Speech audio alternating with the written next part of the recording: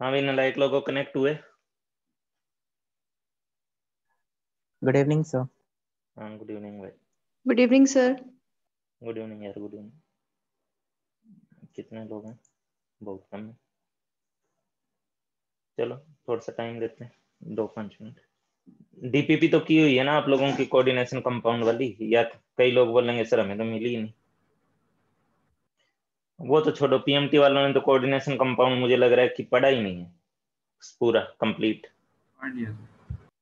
Complete किए हो? Yes sir. चलो देखते हैं।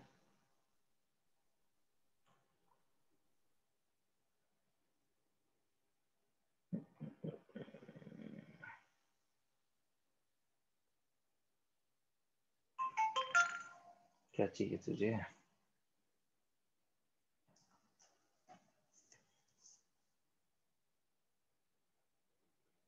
अभी जो कनेक्ट होने हो गए होंगे, अपने स्टार्ट करते हैं।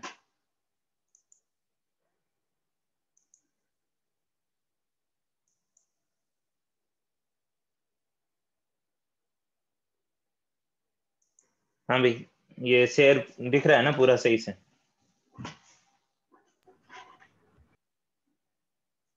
और नकली लोगों कुछ कुछ बोलते रहो यार, ज्यादा भी नहीं बोलना है, शोर भी नहीं मचाना है, लेकिन हम बीच में थोड़ा थोड़ा जवाब भी देते रहो, एक आधा बंदा ही देता रहे तो क्लास चलती रहेगी।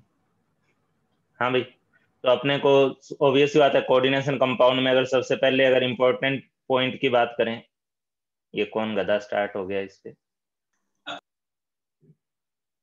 ले अब कर ले, कर ले बेटा कर ले। हाँ भाई, तो आपने जो इसको लास्ट लेक्चर में स्टार्ट किए थे, सॉरी स्टार्ट क्या किए, तो अभी स्टार्ट ही कर रहे हैं। कोऑर्डिनेशन कंपाउंड में अगर अपने बात करें तो सबसे पहले अपने को क्या देखना होता है भाई? सबसे पहले तो अपने को कोऑर्डिनेशन कंपाउंड के अंदर लिगेंड्स की पहचान अच्छे से होनी चाहिए।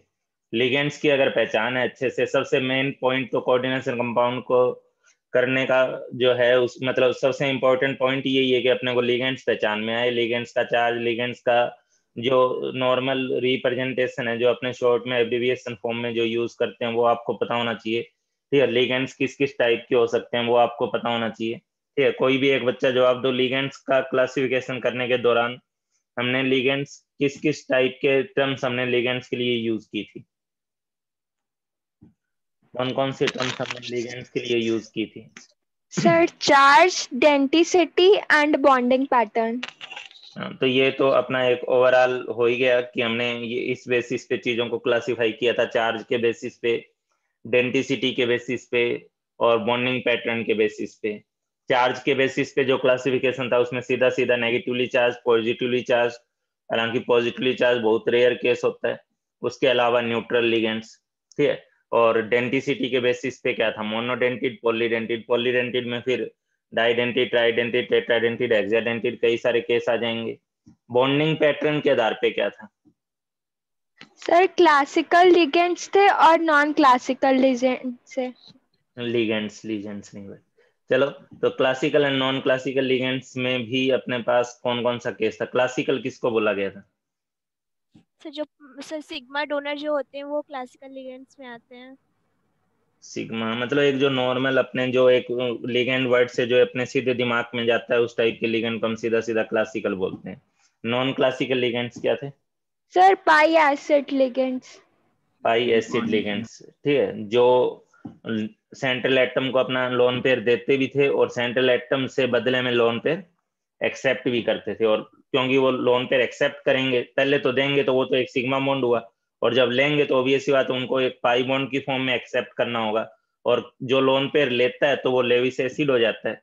तो उस टाइप के केस में हम उसे पाई एसिड लिगेंड बोल रहे थे। ठीक है, जो सेंट्रल एटम को इलेक्ट्रॉन पेयर दे भी रहा था और सेंट्रल एटम से लोन पेयर जो है ले भी रहा था।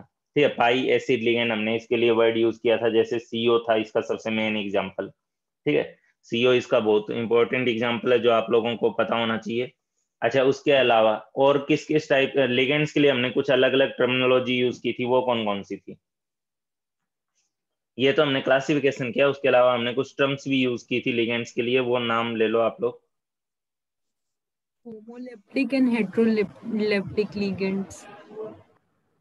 होमोलेप्टिक एंड हेटेरोलेप्टिक कॉम्प्लेक्स स्थल लिगेंड नहीं था, होमोलेप्टिक कॉम्प्लेक्स एंड हेटेरोलेप्टिक। ठीक है, हमने कुछ वर्ड यूज किए थे जैसे ब्रिजिंग लिगेंड्स, चिलेटिंग लिगेंड्स।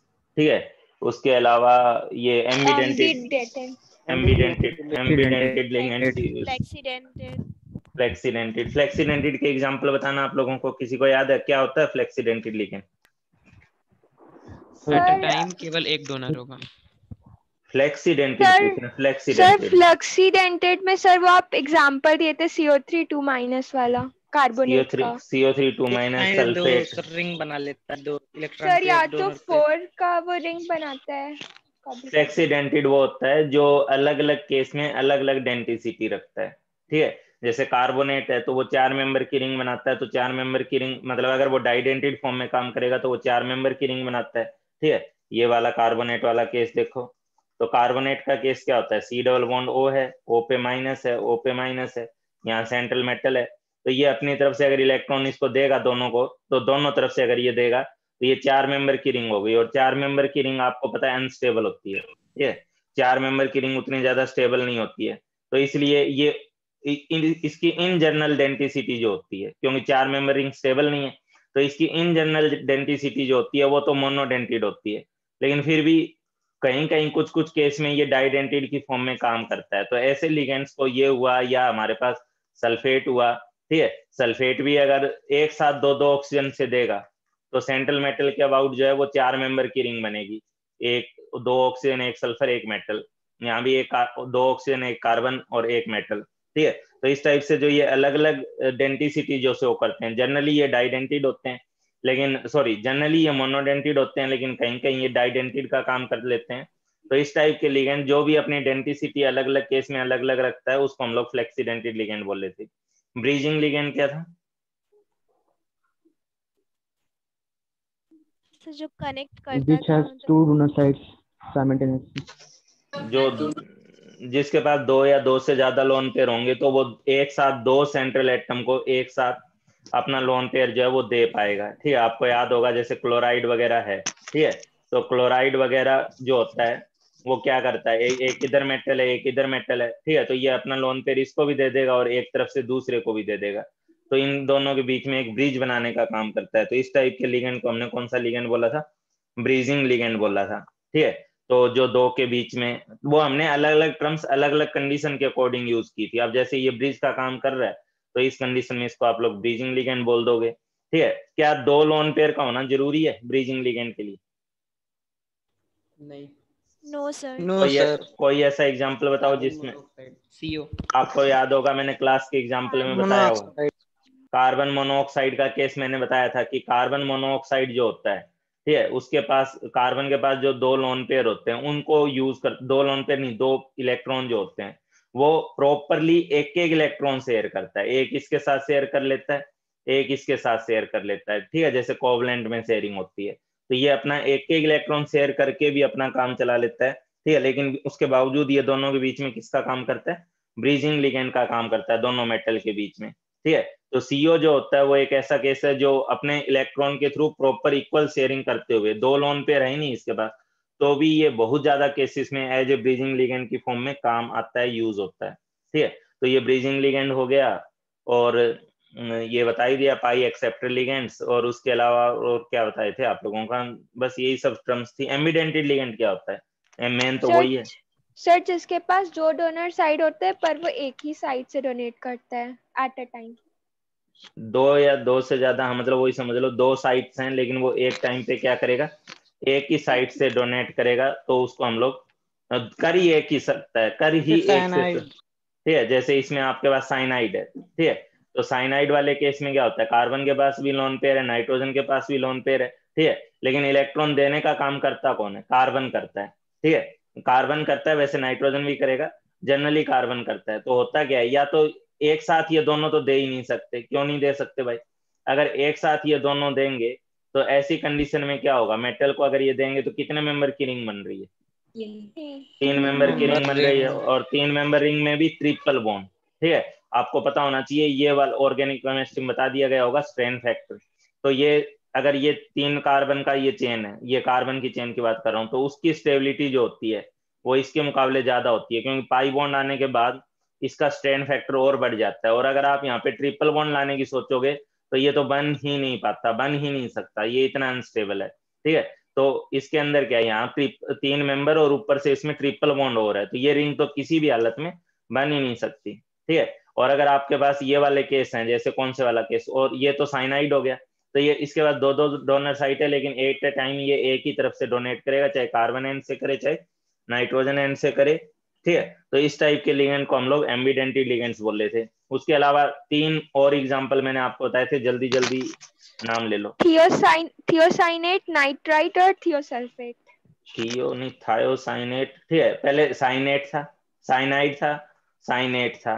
ठीक है, साइनेट में आप लोग रेजोनेटिंग स्ट्रक्चर बना के बताओगे लोगों को। कैसे बताओगे कि यहाँ पे आपके पास ऑक्सीजन पे माइनस चार्ज है, तो यहाँ पे अगर देखा जाए तो इस पॉइंट ऑफ व्यू से ऑक्सीजन ज्यादा अच्छा डोनर नजर आ रहा है। अब उसी की अगर दूसरी रेजोनेटिंग स्ट्रक्चर आप लोगे तो सेकंड रेजोनेटिंग स्ट्रक्चर इसकी क्या होगी कि आप इसके इलेक्ट्रॉन को जो है यहाँ पे भेज दीजिए, इसके इलेक्ट्रॉन को नाइट्रोजन पे भेज दीजिए, तो ऐसे कंडीशन में ऑक्सीजन न्यूट्रल हो जाएगा और इस नाइट्रोजन पे माइनस आ जाएगा।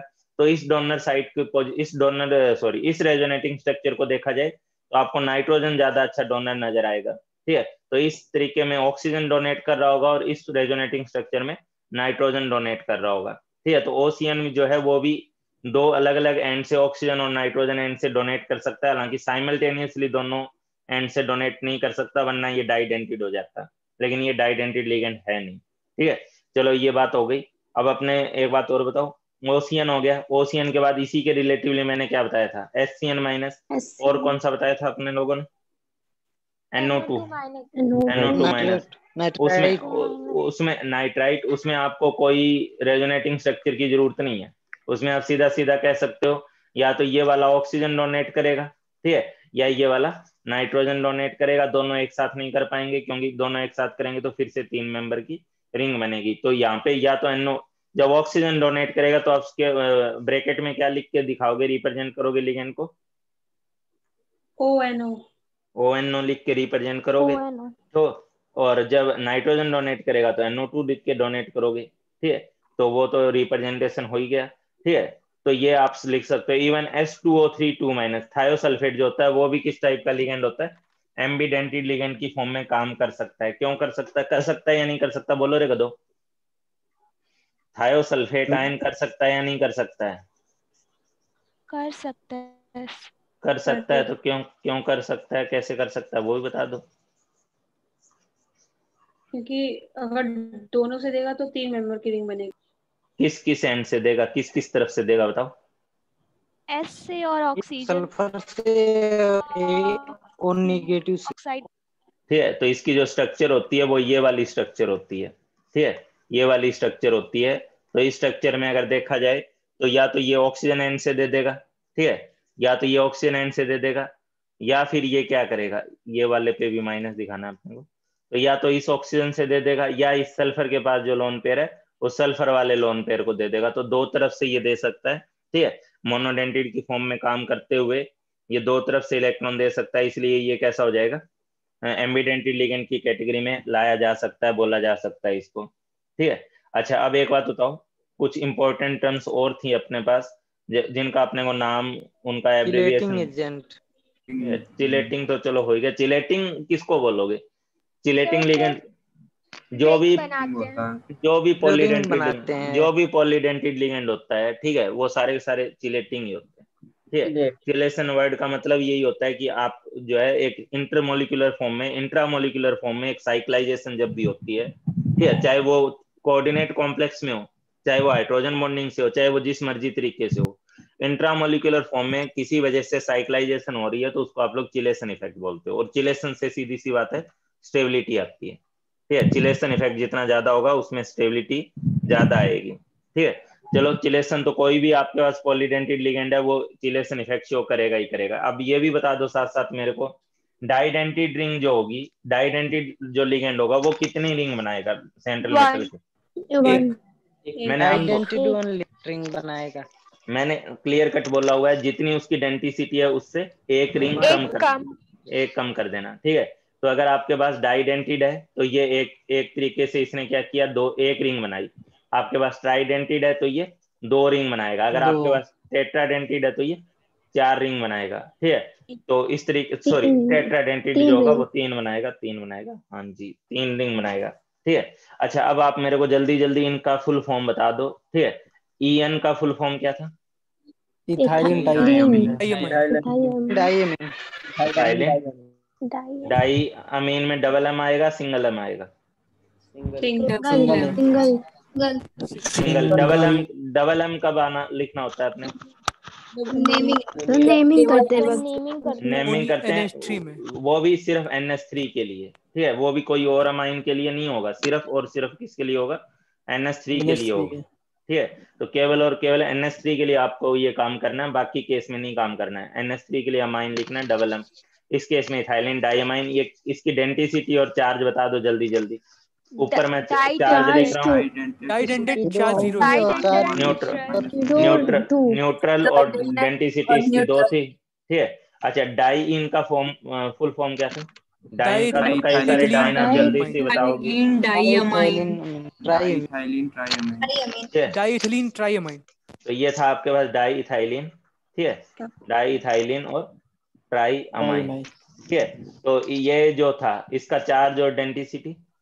ट्राइडेंटेड न्यूट्रल और न्यूट्रल और ट्राइडेंटेड। इसकी स्ट्रक्चर कैसी थी रे? इसकी इथाइलिन डाइअमाइन की स्ट्रक्चर कैसी थी, ठीक है। आपके पास CH2 था, ठीक है, CH2 था, उसके ऊपर आपके पास NH2 था, लेकिन यहाँ पे जो आप NH2 करने जा रहे थे उस NH2 का एक H आपको क्या कर देना है?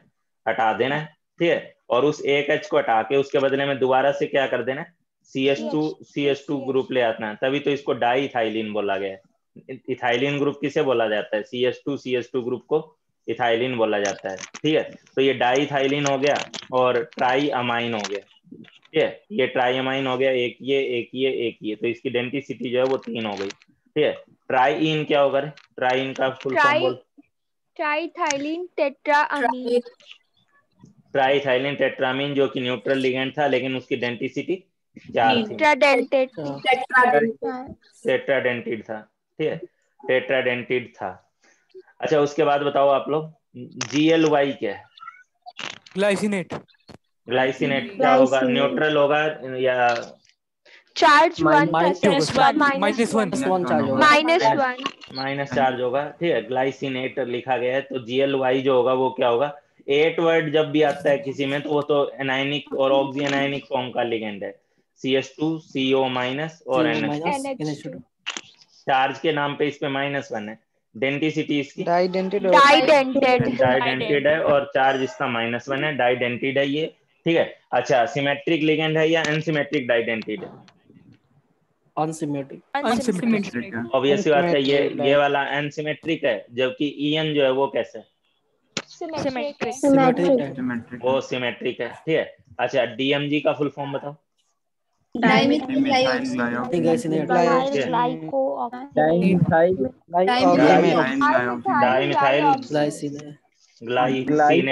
ग्लाइऑक्सीमेट, ठीक है, डाइमिथाइल ग्लाइऑक्सीमेट, ठीक है। तो डाइमिथाइल ग्लाइऑक्सीमेट जो होगा इसकी डेंसिटी और इसका चार्ज और इसकी स्ट्रक्चर बता सकते हो?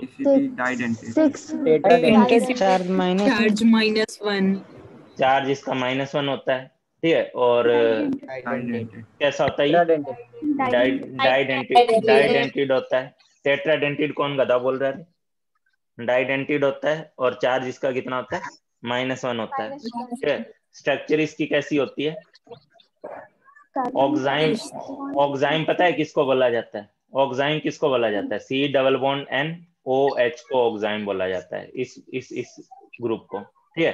तो आपके पास क्या होता है? यहाँ पे आपके पास CH3, ठीक है, CH3, इसका कल को IUPAC नेम लेके भी बोला जा सकता है, ये तो कॉमन नेम में आ गया।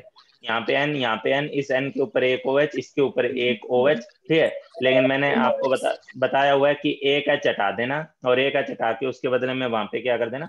माइनस कर देना, ठीक है। तो ये जो माइनस करोगे तो यहाँ -1 हो गया और ये जो OH है ये आपके पास एज इट इज, ठीक है। तो ये -1 चार्ज है और इसमें डोनर एटम कौन होता है? दोनों नाइट्रोजन। दोनों नाइट्रोजन, क्योंकि ये दोनों नाइट्रोजन जब एक साथ सेंट्रल एटम को देते हैं अपना इलेक्ट्रॉन पेयर, तो उसके चलते एक बहुत अच्छी, बहुत मतलब अच्छे तरीके की एक 5 मेंबर की रिंग बनती है। ठीक है, तो 5 मेंबर की एक बहुत अच्छी रिंग बनती है, और उस रिंग की स्टेबिलिटी फैक्टर वगैरह को देखते हुए ये नाइट्रोजन ही देने का काम करता है। इसमें डाइमिथाइल ग्लाइऑक्सीमेट ये हो गया। ठीक है, अच्छा एक बात बताओ, में ऑक्सीजन भी क्यों नहीं देता है? यही बताया ना, स्टेबिलिटी फैक्टर, स्टेबिलिटी फैक्टर। ठीक है, इसका स्टेबिलिटी फैक्टर नाइट्रोजन एंड से डोनर। और दूसरी बात आपको आगे चल के तो वो पढ़ाई दिया गया था स्पेक्ट्रोकेमिकल सीरीज की, ज्यादा अच्छे डोनर कौन होते हैं? सबसे अच्छे डोनर होते हैं कार्बन डोनर, फिर होते हैं नाइट्रोजन डोनर, फिर होते हैं आपके पास ऑक्सीजन, और फिर, ठीक है। तो दोनों सारी बातें तो नाइट्रोजन को फेवर कर रही है ना, कि नाइट्रोजन की तरफ से देने से एक तो 5 मेंबर की बहुत अच्छी रिंग बन रही है, दूसरा ये तीनों से क्यों नहीं दे सकता, नाइट्रोजन के साथ साथ ऑक्सीजन भी दे? देखो मैडम, ऐसा हो जाएगा उस कंडीशन में कि अगर ऑक्सीजन देगा इस कंडीशन में तो, अरे यार ये थोड़ा सा बता रहा हूँ। अब बताओ, अगर ये ऑक्सीजन देगा, ठीक है, तो ये बताओ ये वाली रिंग कितने मेंबर रिंग है? ये वाली रिंग कितने मेंबर की है? 3 मेंबर की है ना, तो 3 मेंबर की है तो कहां से देगा? ये नहीं दे पाएगा। ठीक है, 3 मेंबर की रिंग होने के नाते ये दे ही नहीं पाएगा। तो 3 मेंबर की रिंग नहीं, अपने बार बार बोल रहे हैं ना, रिंग की स्टेबिलिटी भी एक बड़ा फैक्टर होता है डेंसिटी डिसाइड करने में। तो ये इसका ये वाला पंगा है। अच्छा एक बात बताओ, इसमें मुझे आप लोग बताओगे NIDMG होल्ट डिवाइस, ठीक है, इसका मैंने कई बार बोला है, ये क्वेश्चन बहुत ज्यादा पूछा जाता है, कभी भी पूछा जा सकता है ये। ठीक है, इसमें कितना चिलेशन होता है, कितनी इंट्रामोलिकुलर फॉर्म की रिंग बनती है? 6 4 एक डाइडेंटिटी लिगेंड कितनी रिंग बनाता है? एक एक डाइडेंटिटी एक रिंग बनाता है, तो गधो इसमें कितने डाइडेंटिटी है? 2 तो कितनी रिंग बनेगी? 4 इसमें एक बहुत अच्छा केस आपको बताया था, ये कभी भी पूछा जा सकता है और एक बहुत अच्छे लेवल का क्वेश्चन बनेगा ये। इसमें हाइड्रोजन बॉन्डिंग के चलते एचिलेशन अलग से होता है। ठीक है, निकल की ऑक्सीडेशन स्टेट क्या रहेगा गधो इसमें? +2 है। ठीक है, निकल इसमें +2 है क्योंकि DMG आपको पता ही है। ठीक है, तो निकल यहाँ पे +2 फॉर्म में, और निकल जो +2 फॉर्म में है तो यहाँ पे CH3 CH3, और यहाँ पे आपके पास जो डबल बॉन्डेड N है, यहाँ जो डबल बॉन्डेड N है, तो ये अपना इलेक्ट्रॉन दे रहा है, ये अपना इलेक्ट्रॉन दे रहा है। उसके अलावा इसके ऊपर क्या था? O पे माइनस था। दूसरी तरफ वाले के पास क्या था? O के साथ OH था। फिर आपके पास यहाँ पे अलग से, ठीक है, ये दूसरा बना दे रहा हूँ, C डबल बॉन्ड N, ये अपना अपना इलेक्ट्रॉन इसको दे रहे हैं, यहाँ पे CH3 होगा। ठीक है, CH3 ये अपना इलेक्ट्रॉन इसको दिया, ये अपना इलेक्ट्रॉन इसको दिया। ठीक है, और इसके ऊपर OH इधर कर देना, इसका OH इधर कर देना, और इसका O- इधर कर देना। अब इनके बीच में आप लोग क्या कर देना, इस टाइप से हाइड्रोजन बॉन्डिंग दिखा दोगे। यहाँ पे आप हाइड्रोजन बॉन्डिंग दिखा दोगे। तो 2 रिंग तो ये बनी थी, उसके अलावा एक रिंग यहाँ पे और एक रिंग यहाँ पे। इसलिए NIDMG होल्ट डिवाइस जो होता है एक बहुत ही स्टेबल कॉम्प्लेक्स होता है, बहुत ज्यादा स्टेबल कॉम्प्लेक्स होता है। ठीक है, इसमें 4 चिलेशन हो रहा है, 2 नॉर्मल और 2 हाइड्रोजन बॉन्डिंग के थ्रू। इंट्रामोलिकुलर हाइड्रोजन बॉन्डिंग भी इसका चिलेशन कर रही है। पेज नेम बताने वाले थे DMG का। DMG का UPSC नेम जो है, तुम ये बताओ, इसका उसको डेरिवेटिव की फॉर्म में करना होगा आपको। ठीक है, जैसे आपको थोड़ा सा आपको ऑर्गेनिक पढ़ लियो, ऑक्साइम फॉर्मेशन रिएक्शन पढ़ लियो, एल्डिहाइड कीटोन चैप्टर हो गया आपका। सर चल रहा हो गया है सर, एल्डिहाइड कीटोन खत्म हो गया। तो आपको पता होना चाहिए कि ये जो ऑक्साइम बनता है, ठीक है, एक्चुअली इस ऑक्साइम को आपको ऐसे बताया जाता है कि ये आपके पास C+O है, कार्बोनिल कंपाउंड है। इसको आपकी एक अमोनिया एंड अमोनिया डेरिवेटिव के साथ एक बहुत ही इंपॉर्टेंट रिएक्शन पढ़ाई जाती है आपको। ठीक है, तो अमोनिया एंड अमोनिया डेरिवेटिव के साथ रिएक्शन में क्या होता है कि इसका O और इसका H2 जो है, ये हटते हुए वहां पे C+N और G आ जाता है। ठीक है, तो C+N और G यहाँ पे अलग अलग ग्रुप होते हैं, जिसके चलते यहाँ पे एक बहुत अच्छी खासी लंबी लिस्ट बनती है अलग अलग रिएक्शंस की। ठीक है, डायरेक्ट अमोनिया भी हो सकता है, NH2R भी हो सकता है, NH2PH भी हो सकता है। उसी में एक कंपाउंड यहाँ होता है NH2OH। ठीक है, ये आपके पास कौन है? हाइड्रोक्सिल अमाइन है। और हाइड्रोक्सिल अमाइन को जब आप C+O के साथ ट्रीट करोगे कार्बोनिल कंपाउंड के साथ, ठीक है, तो आप इसका डबल, इसका O और इसका H2 हटाओगे, ठीक है, और H2 हटाओगे तो यहाँ पे आपके पास C डबल बॉन्ड N और क्या हो जाएगा, रख दो, OH आ जाएगा। तो इससे ऑक्साइम बनता है। ऑक्साइम जो बनता है वो एक्चुअली हम ऐसा मान के चलते हैं कि कार्बोनिल कंपाउंड जो होता है वो हाइड्रोक्सिल अमाइन से ट्रीट करके आपको क्या देता है, ऑक्साइम देता है, ठीक है। तो इसका जो नामकरण है कहीं कहीं आपको ऐसा भी मिल सकता है, मैं लिखने जा रहा हूँ, सुन लेना। ये पहली बात तो किससे बनता है, ब्यूटेन डाइऑन से बनता है, ठीक है। ये किससे बनता है, दो, ब्यूटेन डाइऑन से बनता है। ये आपके पास ब्यूटेन है, डाइऑन है, ठीक है। इस ब्यूटेन डाइऑन को आप लोग अमोनिया डेरिवेटिव से रिएक्ट करोगे, लेकिन इस केस में कितने अमोनिया डेरिवेटिव से रिएक्शन होगी इसकी, 2 से होगी, ठीक है। एक सेकंड रुकना। हेलो हेलो, हाँ कमल जी बोलिए। हाँ नमस्ते सर। नमस्ते, बोलिए। ये जो आयनिक नॉमेनक्लेचर आयनिक कंपाउंड का मोल कॉन्सेप्ट के पहले आप लेक्चर गया है ना? क्या बोल रहे हैं, नॉमेनक्लेचर आयनिक कंपाउंड का? हाँ वो पैरेलल गए हैं, मोल कंसेप्ट और दोनों पैरेलल गए हैं, ऑफिसर का मोल कंसेप्ट और ये वाला मेरा वाला आयनिक कंपाउंड का। उसमें जितने जैसे सोडियम पायरोफॉस्फेट है, कैल्शियम सल्फेट है, इन सबका नाम आ जाता है ना उसमें? हाँ सबका आ जाता है। ठीक है सर। तो ये तो 17 तारीख को मोल का टेस्ट होने वाला है। ठीक है। तो उसी का पेपर बना रहे हैं। तो उसमें जो नया बैच स्टार्ट हुआ है 25 को, उसमें इतना कुछ थोड़ा ना पढ़ा दिया गया। नहीं उसमें अच्छा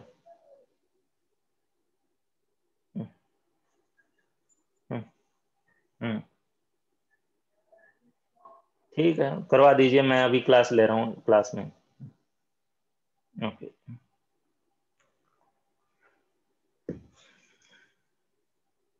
हाँ लिख दो। तो ये ब्यूटेन डाई, ये क्या चीज है आपके पास, इसका जो नामकरण होगा उसमें कुछ ऐसा कुछ मिलेगा आपको, ठीक है। ये क्या चीज है आपके पास, ब्यूटेन डाइऑन है, ठीक है।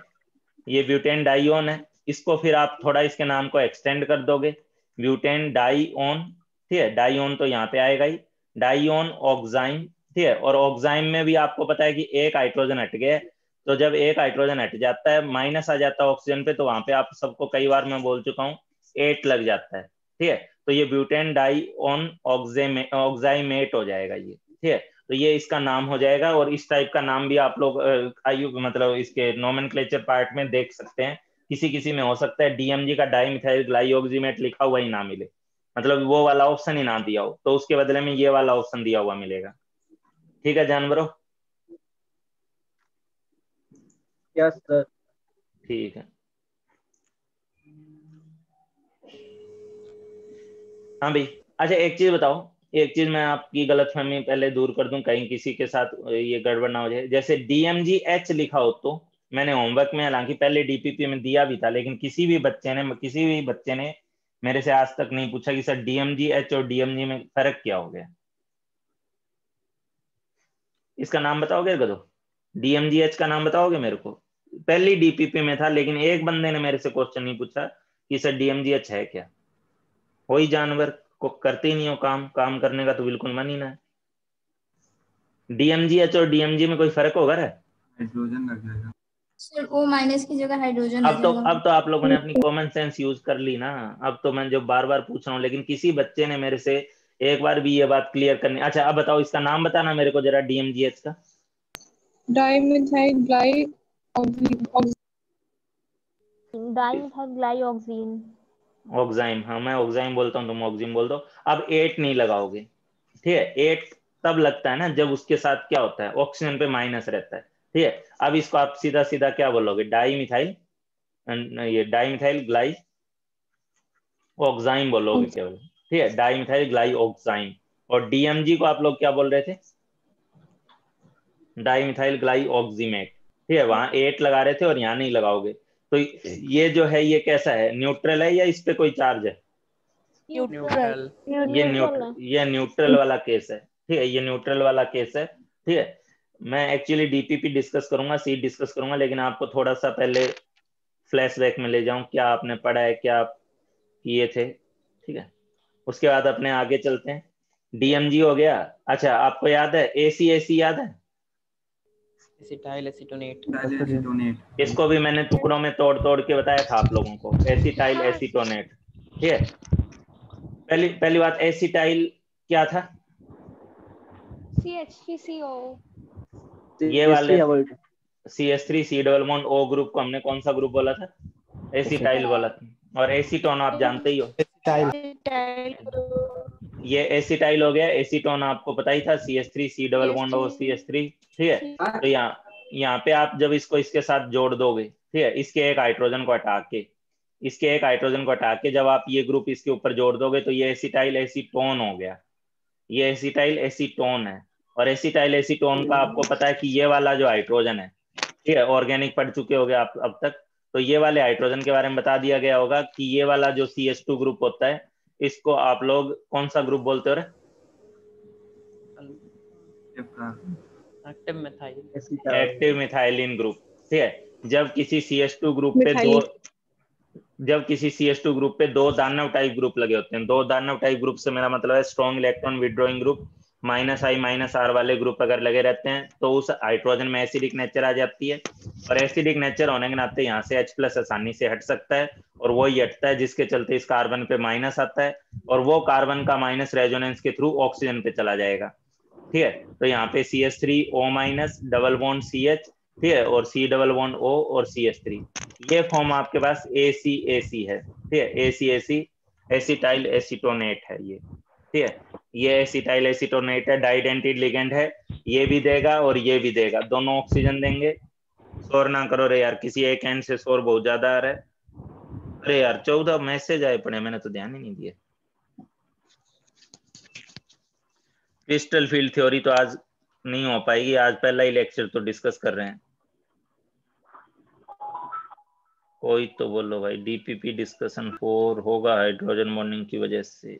चलो ठीक है।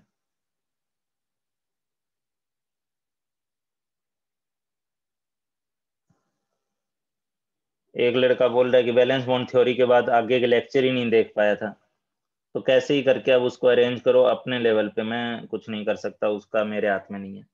हाँ भाई चलो आप ये देख लो। और हाँ, जो भी कोई मेरे को चैट मैसेज कर रहा है तो वो पर्सनल मैसेज ना करे, क्योंकि वो जो मैं यहाँ पे पढ़ पाऊंगा वो कॉमन जो आप लोग पब्लिक मैसेज कर रहे हो वही पढ़ पाऊंगा केवल। ठीक है, पर्सनल मैसेज इस पे मैं नहीं पढ़ पाऊंगा। प्रेसिपिटेट का कलर किसी चैप्टर में पढ़ाया नहीं जाता, उसकी एक टेबल होती है, उसको याद करना होता है। वो टेबल में चाहो तो अब ले लो, चाहे कभी बाद में ले लेना। ठीक है, वो मैं आपको एक टेबल दे दूंगा अलग अलग जो इंपॉर्टेंट प्रेसिपिटेट्स हैं उनका कलर के साथ, वो आपको याद करना होगा। चलो तो इसमें आप लोग आगे चलो। इसके अंदर आप लोग ACAC का फॉर्म मैं आपको बता चुका हूँ।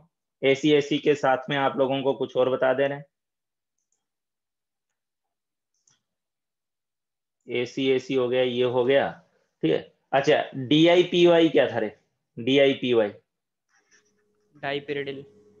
देखो इस चैप्टर की मेन बात यही है कि आपको लिगेंड्स पहचान में आना चाहिए। ठीक है, उसके बाद इस चैप्टर में इतना दम है ही नहीं, फिर थोड़ा बहुत दम आता है BBT में, और उसके बाद आइसोमेरिज्म में और CFT में। वो बहुत छोटे छोटे और आसानी से समझ में आने वाले टॉपिक हम बहुत आराम से समझ में आते हैं। आइसोमेरिज्म रिवीजन करवा दी तो भाई मैं कह तो रहा हूँ, मैं किसी ने लिखा भी था, तुमने ही लिखा होगा।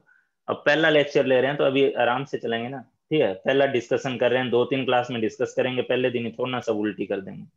DIPY की बताओ भाई। ठीक है, डाइपिरिडिल है आपके पास, तो डाइपिरिडिल आपके पास ये वाला केस था। ठीक है, यहाँ पे फिर आपके पास दोबारा से क्या है, एक और इस टाइप की रिंग आएगी। ठीक है, और उसमें फिर आपके पास यहाँ नाइट्रोजन रहेगा, ये नाइट्रोजन और ये नाइट्रोजन, ये दोनों नाइट्रोजन जो है वो आप इलेक्ट्रॉन जो है डोनेट करेंगे सेंट्रल एटम को। ये DIPY हो गया। ठीक है, या इसको BIPY भी लिखा हुआ मिल सकता है। DIPY BIPY लिखा हुआ मिले तो कंफ्यूज मत होना, वो डाई है वो बाई है, बस वही बात है। ठीक है, चलो उसके बाद अपने बात करते हैं। ये तो हो गए थे अपने। अब बताओ आप लोग मेरे को। ठीक है, उसी टाइम पे शायद मैंने बता भी दिया था, इसलिए मैं पूछ ले रहा हूँ। सिनर्जिक बॉन्डिंग क्या थी? पाई एसिड लिगेंड्स क्या थे?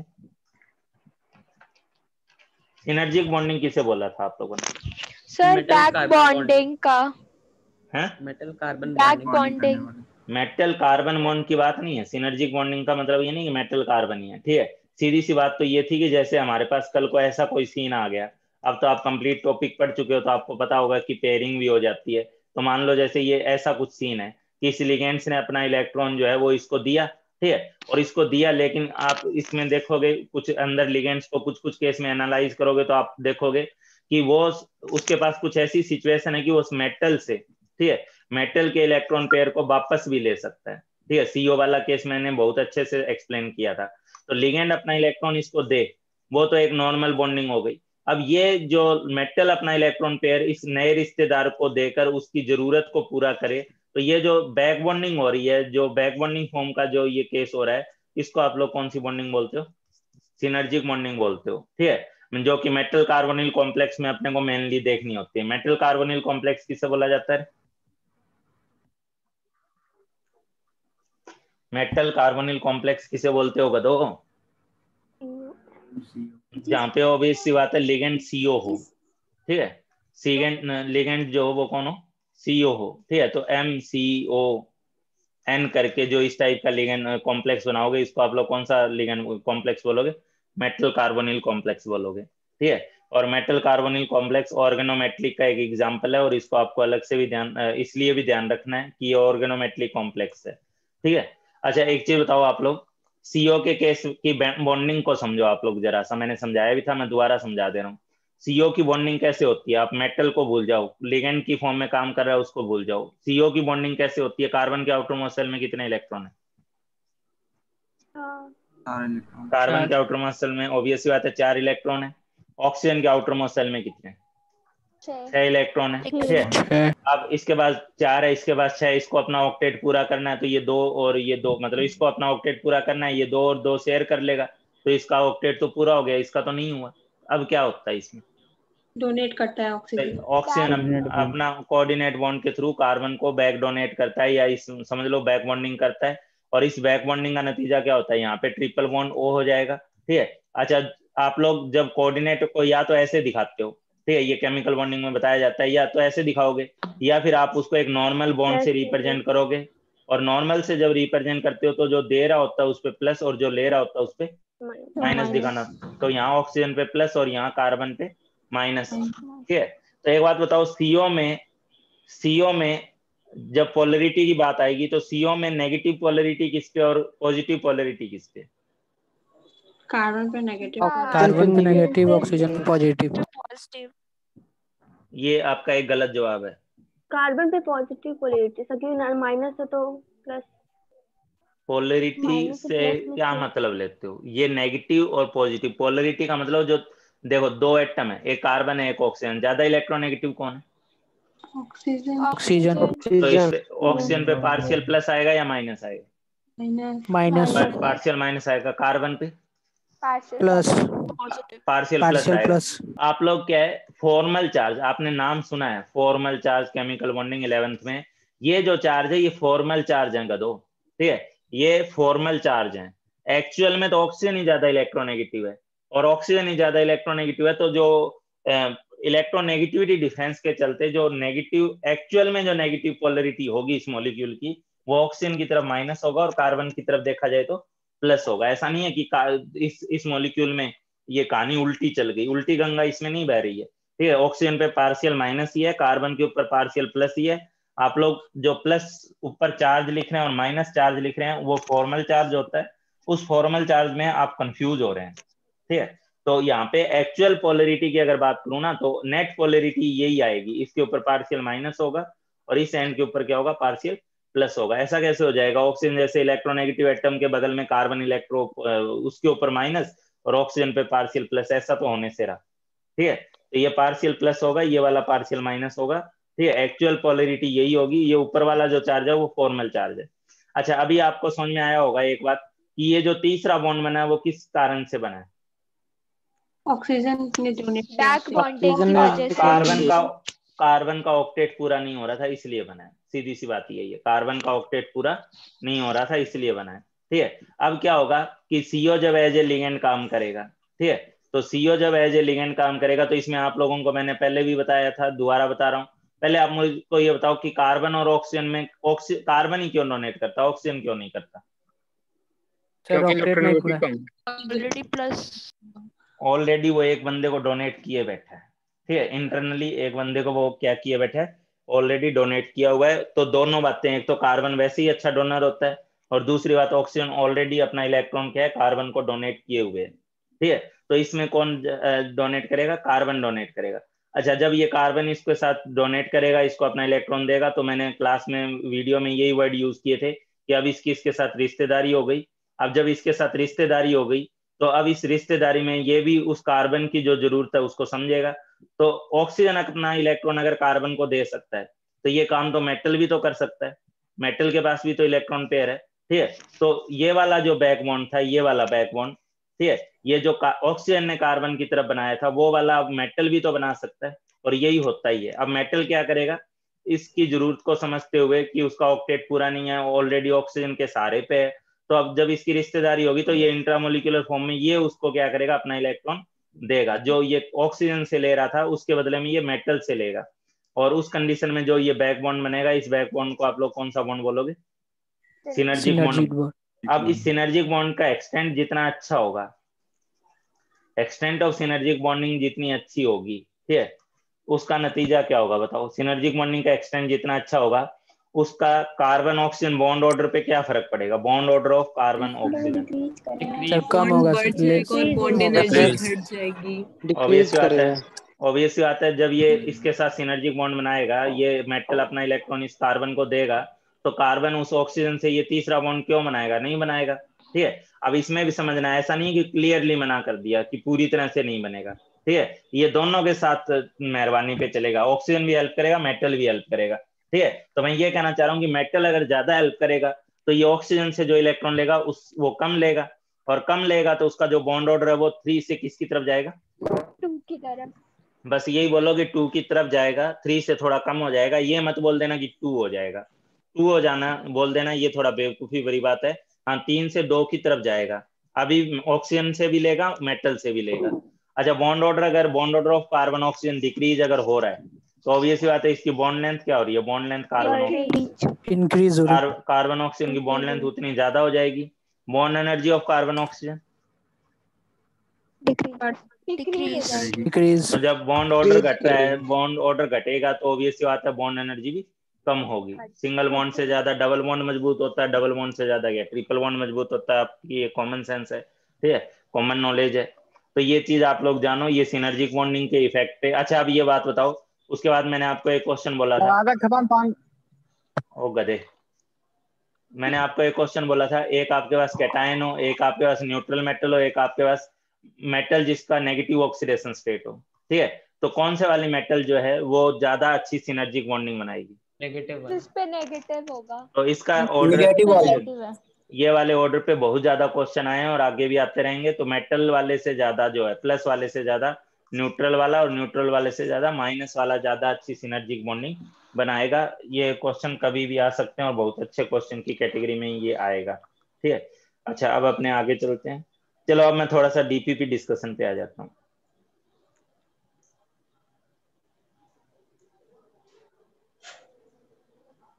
अरे फर्जीलो, हम बोलिए। सर, जो फ्लेक्सीडेंटेट होता है, ये नेसेसिटी होता है कि वो 4 कार्बन का ही रिंग बनाएगा। 4 कार्बन तो बोलो ही मत, 4 मेंबर बोलो। Sorry sir, 4 member, yes sir. हम 4 मेंबर की बात नहीं है, वो मैंने बोला ना कि फ्लेक्सीडेंटेड में कई कई जगह क्या होता है, जैसे आप लोग ये लिखते हो, ये मैं इसका नाम लिखना ही भूल गया, ये ईडीटीए, ठीक है, ईडीटीए जो होगा उस वो वैसे कितनी डेंटिसिटी? हेक्साडेंटेड होता है, ठीक है। लेकिन कहीं कहीं क्या होता है कि मजबूरी में ये 5 डेंटिसिटी भी शो कर रहा होता है, ठीक है। तो उतना मतलब 6 डेंटिसिटी बनाने के लिए उसके पास स्पेस ही नहीं होता, 5 ही कर रहा होता है। तो वहां भी आपके पास क्या है, वो एक टाइप का क्या हो गया, वो कंडीशन कैसी होगी? फ्लेक्सीडेंटेड केस हो गया, ठीक है। हालांकि ये 6 मेंबर की बहुत मतलब सॉरी हेक्साडेंटेड होने के नाते बहुत अच्छी चिलेशन कर रहा है, तो हमेशा ये मोस्ट ऑफ द केसेस में आपको हेक्साडेंटेड ही मिलेगा, ठीक है। इसको एज ए हेक्साडेंटेड ही लेना है। अच्छा, जब इसकी बात कर ही ली है, तो पहले मुझे इसकी स्ट्रक्चर भी बता दो। हाँ, तुम्हारा आंसर मैंने आपको दे दिया जो आप पूछना चाह रहे हो। मैंने ये बोला है कि उसका कहीं जरूरी नहीं है कि वो 3 और 4 वाला केस होगा तभी ये फ्लेक्स इडेंटिटी की बात आएगी। अलग अलग कंडीशन में फ्लेक्स इडेंटिटी केस कभी भी जनरेट हो सकता है। ठीक है, ये बताओ रखा दो, ईडीटीए का फुल फॉर्म, उसका स्ट्रक्चर आप लोगों को याद है या नहीं है? ये तो 12th बोर्ड में कभी भी पूछ लिया जाएगा आप लोगों से। Ethylene diamine tetra acetate. Ethylene diamine tetra acetate. तो एसीटेटो वर्ड तो आपको पता है कि वो एक, जब हम लोग आईयूपीएससी नेमिंग कर रहे होंगे ठीक है तब अपने को यूज करना होता है, वरना आपको एसीटेट लिखना होगा। ईडीटीए की फुल फॉर्म पूछेगा तो आप लोग क्या लिखोगे?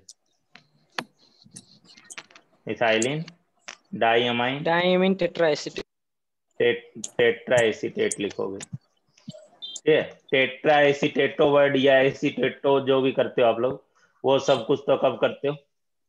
जब आप लोग आईयूपीएससी नेम लिखोगे पूरे कॉम्प्लेक्स का एक साथ, तब उसको करना होता है। तो इथाइलिन डायमाइन क्या हो गया आपके पास? CH2। ये इथाइलिन जो मैं बार बार बोल रहा हूँ, ऑर्गेनिक के लिए भी आपको ध्यान होना चाहिए।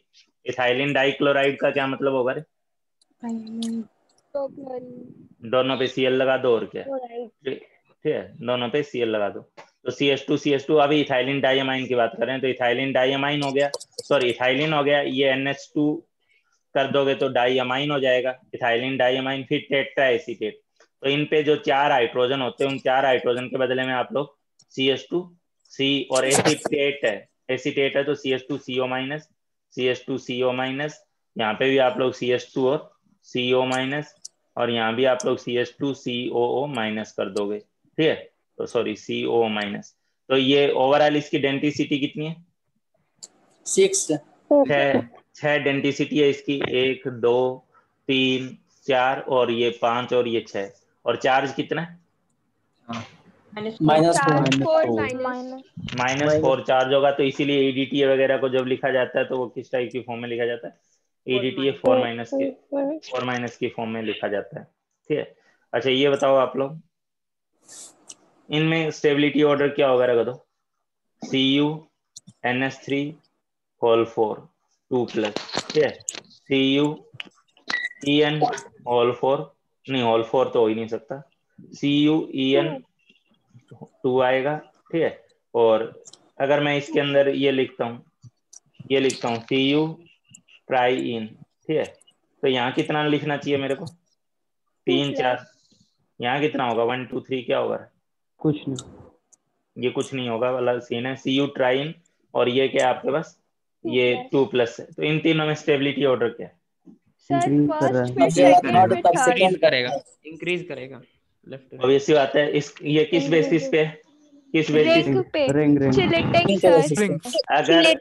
अगर डोनर लिगेंड्स एक जैसे हैं, डोनर एटम एक जैसे होते हैं, तो डोनर एटम अगर एक जैसे होंगे तब आप लोग ये देखोगे कि चिलेशन किसमें ज्यादा अच्छा है। जहाँ चिलेशन ज्यादा अच्छा होगा वहां पे स्टेबिलिटी ऑफ कॉम्प्लेक्स उतनी अच्छी होगी। और यहाँ पे कोई रिंग नहीं बन रही है, सारे मोनोडेंटिड है, इसमें 2 डाइडेंटिड है, तो 1 डाइडेंटिड 1 रिंग, 2 डाइडेंटिड 2 रिंग बनाएंगे। इसमें क्या होगा?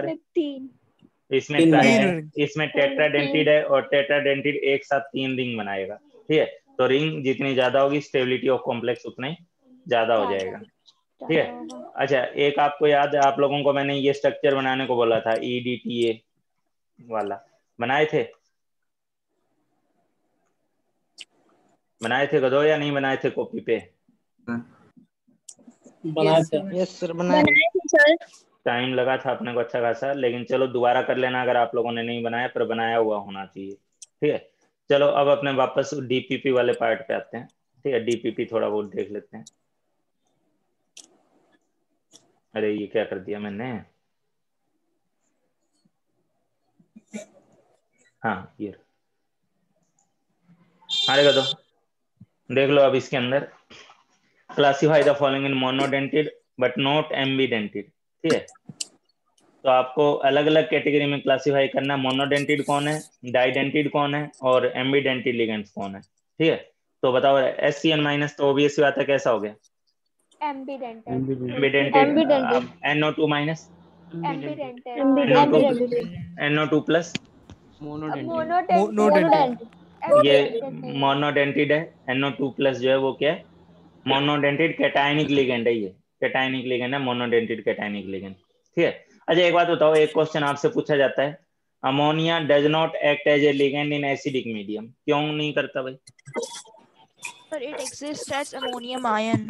एसिडिक मीडियम रहेगा तो एसिडिक मीडियम में तो H+ होता है और अमोनिया H+ के साथ क्या कर लेगा? NH4+ बना लेगा। तो इसके बाद जो लोन पेयर था वो लोन पेयर अब ये दे ही नहीं पाएगा, और दे ही नहीं पाएगा तो ये एज ए लिगेंड काम कर ही नहीं पाएगा। अच्छा एक बात बताओ रहा, ट्रांजिशन मेटल मैंने उस क्लास में अच्छा खासा बोला था और कुछ ज्यादा ही बोल दिया था, तो मेरे को बाद में ऐसा लगा कि आप लोगों के ऊपर से ना निकल गए हो। ट्रांजिशन मेटल ही सबसे ज्यादा कॉम्प्लेक्स क्यों बनाते हैं? सर क्योंकि इसका Z स्टार जो होता है वो ज्यादा होता है, और सर इसमें डी और ऑर्बिटल वेकेंट ऑर्बिटल्स होते हैं। जेड स्टार ज्यादा होने से क्या होता है? सर वो नॉन इलेक्ट्रॉन मेटेलिक को कैरेक्टर रहता है और फिर वो बॉन्ड बना लुईस एसिड की तरह काम करता है। सीधी सी बात है, अपने लिगेंड का मतलब मतलब आसानी से कोऑर्डिनेट बॉन्ड बना लेते देखो कोऑर्डिनेट बॉन्ड बनेगा तभी हम लोग कोऑर्डिनेट कॉम्प्लेक्स की बात करेंगे, अगर हम पुरानी थ्योरी के अकॉर्डिंग बात करें तो। ठीक है, तो एक जनरल अगर कंसेप्ट लगाएं तो सीधी सी बात है, कोऑर्डिनेट बॉन्ड एक टाइप का कोवलेंट बॉन्ड है। कोवलेंट बॉन्ड बनाने के लिए उसमें नॉन मेटेलिक नेचर चाहिए, और नॉन मेटेलिक नेचर कब आएगी? जब उसमें, ये किसी स्टूडेंट की तरफ से बहुत ज्यादा शोर आ रहा है। हाँ भाई, तो नॉन मेटेलिक नेचर जितनी ज्यादा रहेगी, ठीक है, उतनी आसानी से वो क्या है, इस टाइप के कोऑर्डिनेट बॉन्ड लिगेंड्स के साथ आसानी से बना पाएगा, जो कि ट्रांजिशन मेटल के केस में होता है। तो ट्रांजिशन मेटल के केस में एक तो अच्छी बात क्या होती है कि उसके पास क्या होता है? Vacant orbital. पहली बात वही नॉन मेटेलिक नेचर रहती है, इसीलिए तो उसको ट्रांजिशन बोलते हैं। दूसरी बात उनके पास availability of vacant d orbital होती है। ठीक है, अच्छा एक क्वेश्चन आप लोगों को मैंने क्लास में नहीं बताया था, हालांकि वो मैं कभी कभी बच्चे पूछने आते हैं तो डिस्कस कर देता हूँ। तो उसमें एक क्वेश्चन आप लोगों से पूछ लिया था अभी, जो आपका एडवांस टाइप पेपर हुआ था, कुछ ऐसा सा क्वेश्चन था, मुझे याद नहीं है, कि FeCO, ठीक है, एक क्वेश्चन PMT वाले एक बार 2 मिनट शांति रख लें। ठीक है, कुछ ऐसा क्वेश्चन था आपके पास कि FeCOX, ठीक है, और उसके बाद इसके अंदर बोला गया था कि इस CO को, इसका था यार किसी और का था, मुझे याद नहीं आ रहा थोड़ा क्वेश्चन अच्छे से। हाँ, FeCOX, ठीक है, और फिर बोला गया था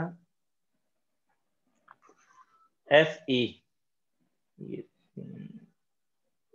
हाँ, FeCO2 और NOY, ऐसा था कि CO को NO से रिप्लेस किया गया, आपसे X + Y का सम पूछा गया था। ठीक है, कुछ ऐसा क्वेश्चन आपका अभी जो एडवांस वाला पेपर हुआ था, क्योंकि पेपर मैंने नहीं सेट किया था वो वाला, तो ये क्वेश्चन आपको सीट में उस पेपर में दिया गया था। ठीक है, तो ये क्वेश्चन मेरे को आउट ऑफ कोर्स लगता है, इसलिए मैंने कभी कोर्स आप लोगों को बताया नहीं था, और मैं जो अलग से बच्चा पूछने आता है उसको मैं करवा देता हूँ। ठीक है, तो अब आप लोग मुझे बताओ X और Y का सम कितना होगा और क्या क्राइटेरिया होगा इसको निकालने का? सर 5 होगा। जो जेई एडवांस का पेपर दिए हैं, ठीक है, 12th कर लिए जो हुआ था, वो लोग सुन लो। पहली बात तो इस X को कैसे निकालोगे आप लोग? नोबेल गैस जो आगे वाला होगा उसको।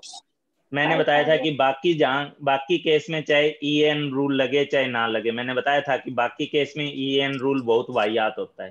ठीक है, लेकिन मैंने बोला था मेटल कार्बोनिल कॉम्प्लेक्स में EAN रूल जो होता है वो बहुत मतलब बहुत बढ़िया से बहुत अच्छे से फॉलो होता है। और EAN रूल क्या कहता है? EAN रूल कहता है कि जो स्टेबिलिटी ऑफ कॉम्प्लेक्स होती है, सॉरी, इफेक्टिव एटॉमिक नंबर जो होता है वो किसी नोबल मेटल के नोबल गैस के एटॉमिक नंबर के बराबर होना चाहिए। ठीक है, तो इसका कैसे निकालोगे आप लोग? CO तो न्यूट्रल है, तो आयरन का एटॉमिक नंबर कितना है? 26 है। और एक, जब आपको पता है कि जो एक मोनोडेंटेड लिगेंड होता है वो 2 इलेक्ट्रॉन देता है। इफेक्ट मैंने बोला था ना, मिला जुला के ये जोड़ लो कि सेंट्रल एटम के पास कितने इलेक्ट्रॉन है। ठीक है, मिला जुला के ये चेक कर लो कि सेंट्रल एटम के पास कितने इलेक्ट्रॉन है। तो ये CO कितने इलेक्ट्रॉन देगा, मतलब एक कोऑर्डिनेट बॉन्ड से 2 इलेक्ट्रॉन मिलते हैं, तो यहाँ पे X के चलते कितने मिलेंगे? 2x।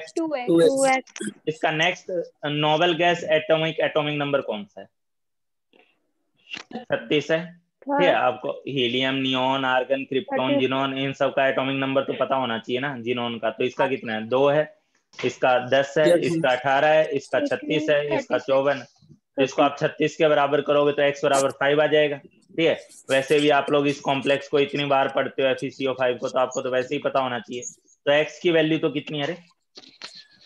5 आ जाएगा। X की वैल्यू तो 5 है। ठीक है, ये कौन मेरे को बोल रहा था, किसी ने बच्चे ने एक जवाब दिया था कि 5 होगा x प्लस वाई का सम। 5 तो कैसे होगा, 5 तो यही हो गया सीधा सीधा, x तो 5 यहीं पे हो गया। ठीक है, अब आप लोगों को एक चीज जो मैंने नहीं बोली थी अब सुन लो। NO के बारे में मैंने एक बात नहीं बताई थी क्लास में। NO जो होता है वो कितने इलेक्ट्रॉन डोनर में काउंट होता है। NO एक एक्सेप्शनल केस है, सुन लेना। और इससे रिलेटेड क्वेश्चन जो आउट ऑफ कोर्स के नाम पे दूंगा, लेकिन हाँ कहीं कहीं सीट वीट में आपको ऐसा क्वेश्चन मिलता है, और मैं क्लास में नहीं बताता, लेकिन बच्चे अलग से आके पूछते हैं तो बताता हूँ। NO जो होता है वो कितने इलेक्ट्रॉन डोनर में आता है, ये 3 इलेक्ट्रॉन डोनर, ये 3 इलेक्ट्रॉन डोनर होता है। NO जो होता है उसकी एक खासियत होती है, PMT वाले जो सुन रहे हैं वो भी सुन लेना, बाद में आके हो सकता है आप लोग भी कोई पूछ ही ले। ठीक है, बाकी लिगेंड्स जैसे 2 इलेक्ट्रॉन डोनर होते हैं, NO जो होता है वो 3 इलेक्ट्रॉन डोनर में आता है, 3 इलेक्ट्रॉन डोनेट करता है। ठीक है, तो एक बात बताओ, जब आप CO को रिप्लेस कर रहे हो NO से, ठीक है, तो होना क्या चाहिए, सेंट्रल एटम का जो ये जो इफेक्ट एटॉमिक नंबर है उतना तो रहना चाहिए। ठीक है, तो एक बात बताओ, CO कितना इलेक्ट्रॉन दे रहा था,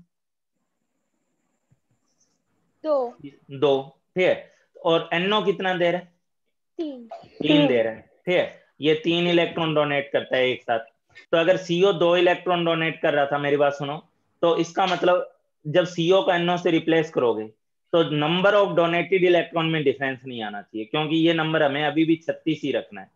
तो नंबर ऑफ डोनेटेड इलेक्ट्रॉन में डिफरेंस नहीं आना चाहिए। ठीक है, तो एक बात बताओ, ऐसे कंडीशन में जब CO दिया और NO देगा तो दोनों के द्वारा डोनेटेड इलेक्ट्रॉन का नंबर बराबर होना चाहिए। तो यहां से आप सीधा सीधा समझ सकते हो कि जब हम लोग 3 CO हटाएंगे, 3 की बात क्यों कर रहा हूं, क्योंकि 1 2 छोड़ रहा है, जबकि डोनेटेड इलेक्ट्रॉन इसके और इसके बराबर होने चाहिए। तो ये अगर 2 इलेक्ट्रॉन छोड़ रहा है 1, तो 3 मिलके कितना छोड़ेंगे, कितना देंगे, 6 देंगे। अब अगर यही 6 इलेक्ट्रॉन NO को देने होते तो कितने NO की जरूरत पड़ती, 2 की। तो बस मैं उस नंबर को, क्या है, ये 2 दे रहा था, ये 3 दे रहा था, तो इसको मैंने 3 से मल्टीप्लाई कर दिया, इसको मैंने 2 से मल्टीप्लाई कर दिया। ठीक है, तो ये 3 CO जितने इलेक्ट्रॉन दे रहे थे उतना 2 NO दे देगा। ठीक है, 2 NO दे देगा। एक्चुअली NO क्या करता है, एक्चुअली देता तो वो कोऑर्डिनेट तो वो 2 इलेक्ट्रॉन का बनाता है। करता क्या है कि NO के बारे में आप जानते हो, NO कैसा लिगेंड है, कैटायनिक, NO से ज्यादा कैटायनिक फॉर्म में ये ज्यादा स्टेबल होता है। तो सबसे पहले तो ये अपना एक एक्स्ट्रा इलेक्ट्रॉन रिलीज कर देता है, ये इलेक्ट्रॉन सीधे सीधे मिल जाता है मेटल को। ठीक है, ये सीधे सीधे मिल जाता है मेटल को। फिर ये NO जो होता है वो एक कैटायनिक लिगेंड है, ये फिर अलग से अपने 2 इलेक्ट्रॉन क्या करता है, डोनेट करता है। तो इस तरीके से ये ओवरऑल आयरन से जुड़ने के दौरान आयरन को कितने इलेक्ट्रॉन दे रहा है,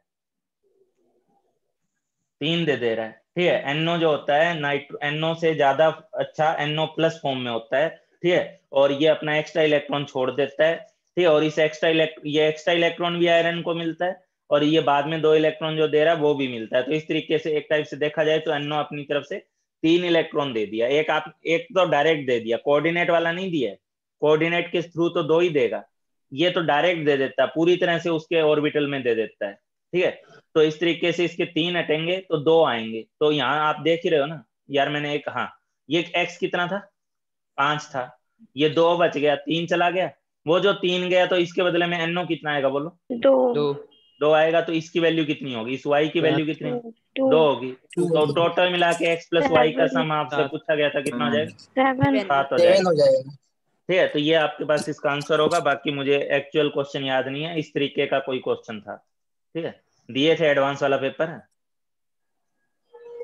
नहीं दे पाया, तभी तो किसी को आइडिया भी नहीं है कि क्वेश्चन क्या पूछा गया था। फिर भी सुन लो ये वाला क्वेश्चन। सर अगर इस क्वेश्चन में आयरन +1 स्टेज में माने और NO -1 स्टेट में माने तो फिर NO नंबर लिया जाएगा, क्या बोले, तो अगर NO को हम -1 स्टेट में मानते हैं तो Y फिर कितना होगा, और आयरन को हम कैटायनिक स्टेट में मान लेते हैं +1। एक सेकंड, तुम्हारी बात मेरे को समझ में नहीं आई, तुम क्या बोलना चाह रहे हो। सर जो आपने कॉम्प्लेक्स बनाया था उसमें हम NO को -1 लेके चले तो, कॉम्प्लेक्स में NO को -1 ले, NO माइनस। ठीक है, तो यार तुम ये देखो NO 2 फॉर्म में रहता है, हालांकि ये नई स्टडी है, नई स्टडी में तो इसको माइनस में भी एक जगह इसके बारे में डिस्कस किया गया है, लेकिन अपने कोर्स के अंदर हम लोग जब बात करेंगे तो या तो NO की बात करेंगे जो एज ए न्यूट्रल होता है, और दूसरा NO प्लस की बात करेंगे जहाँ पे वो एज ए कैटायनिक होता है, तो माइनस तो अपने मानेंगे नहीं, ये दो फॉर्म में ही अपने इसको एज्यूम करके चलेंगे।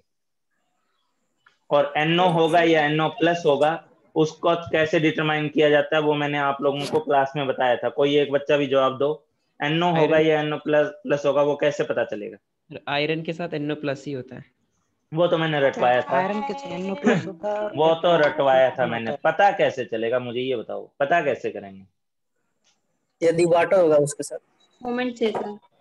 मैग्नेटिक मोमेंट वैल्यू डिटरमाइन करके गधो, ठीक है, मैग्नेटिक मोमेंट वैल्यू डिटरमाइन करके पता करेंगे। IIT में आया हुआ क्वेश्चन है, ठीक है। कैसे होगा? मान लो कल को आयरन 2 प्लस है, आयरन प्लस है, आयरन 3 प्लस है, इन सब का आइडिया आपको कैसे चलेगा? ठीक है, तो वो इनका जो अलग अलग अनपेड इलेक्ट्रॉन होगा, उस अलग अलग अनपेड इलेक्ट्रॉन से पता चलेगा ना। आयरन 2 प्लस का इलेक्ट्रॉनिक कन्फिगरेशन क्या होता है?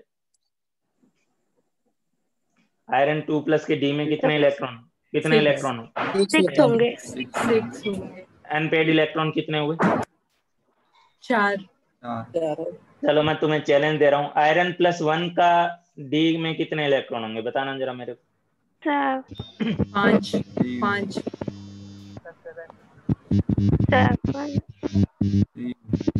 चैलेंज दे रहा हूँ मैं आप लोगों को, कितने लोग इसका जवाब दे सकते हैं मेरे को? सब 5 होंगे। 5 हो जाएगा। ये नया दूतिया फोन आई हुई है यार क्लास में। चल क्या बोले हो? डी में 5 हो जाएगा। आयरन प्लस होगा, आयरन के प्लस के डी में 5 होगा। 7 आप लोगों को मैंने पढ़ाने के दौरान एक बात बताई थी, इसीलिए मैं चैलेंज दे के बोला कि चैलेंज दे रहा हूँ। मैंने बोला था जितने भी डी ब्लॉक में जितने भी ये मोनोवेलेंट कैटायन होते हैं, डी ब्लॉक के जितने भी मोनोवेलेंट कैटायन होते हैं, तो आप जब एस का एक इलेक्ट्रॉन निकालते हैं, तो उसी टाइम पे उसी मोमेंट पे दूसरा इलेक्ट्रॉन ऑटोमेटिकली किस में शिफ्ट कर जाता है? डी ऑर्बिटल में। ये मैं आपको बता चुका हूँ, ठीक है। तो इसलिए इसके डी में जो है 7 इलेक्ट्रॉन होंगे, ठीक है। कितने इलेक्ट्रॉन होंगे? 7 होंगे। आयरन 3 प्लस के डी में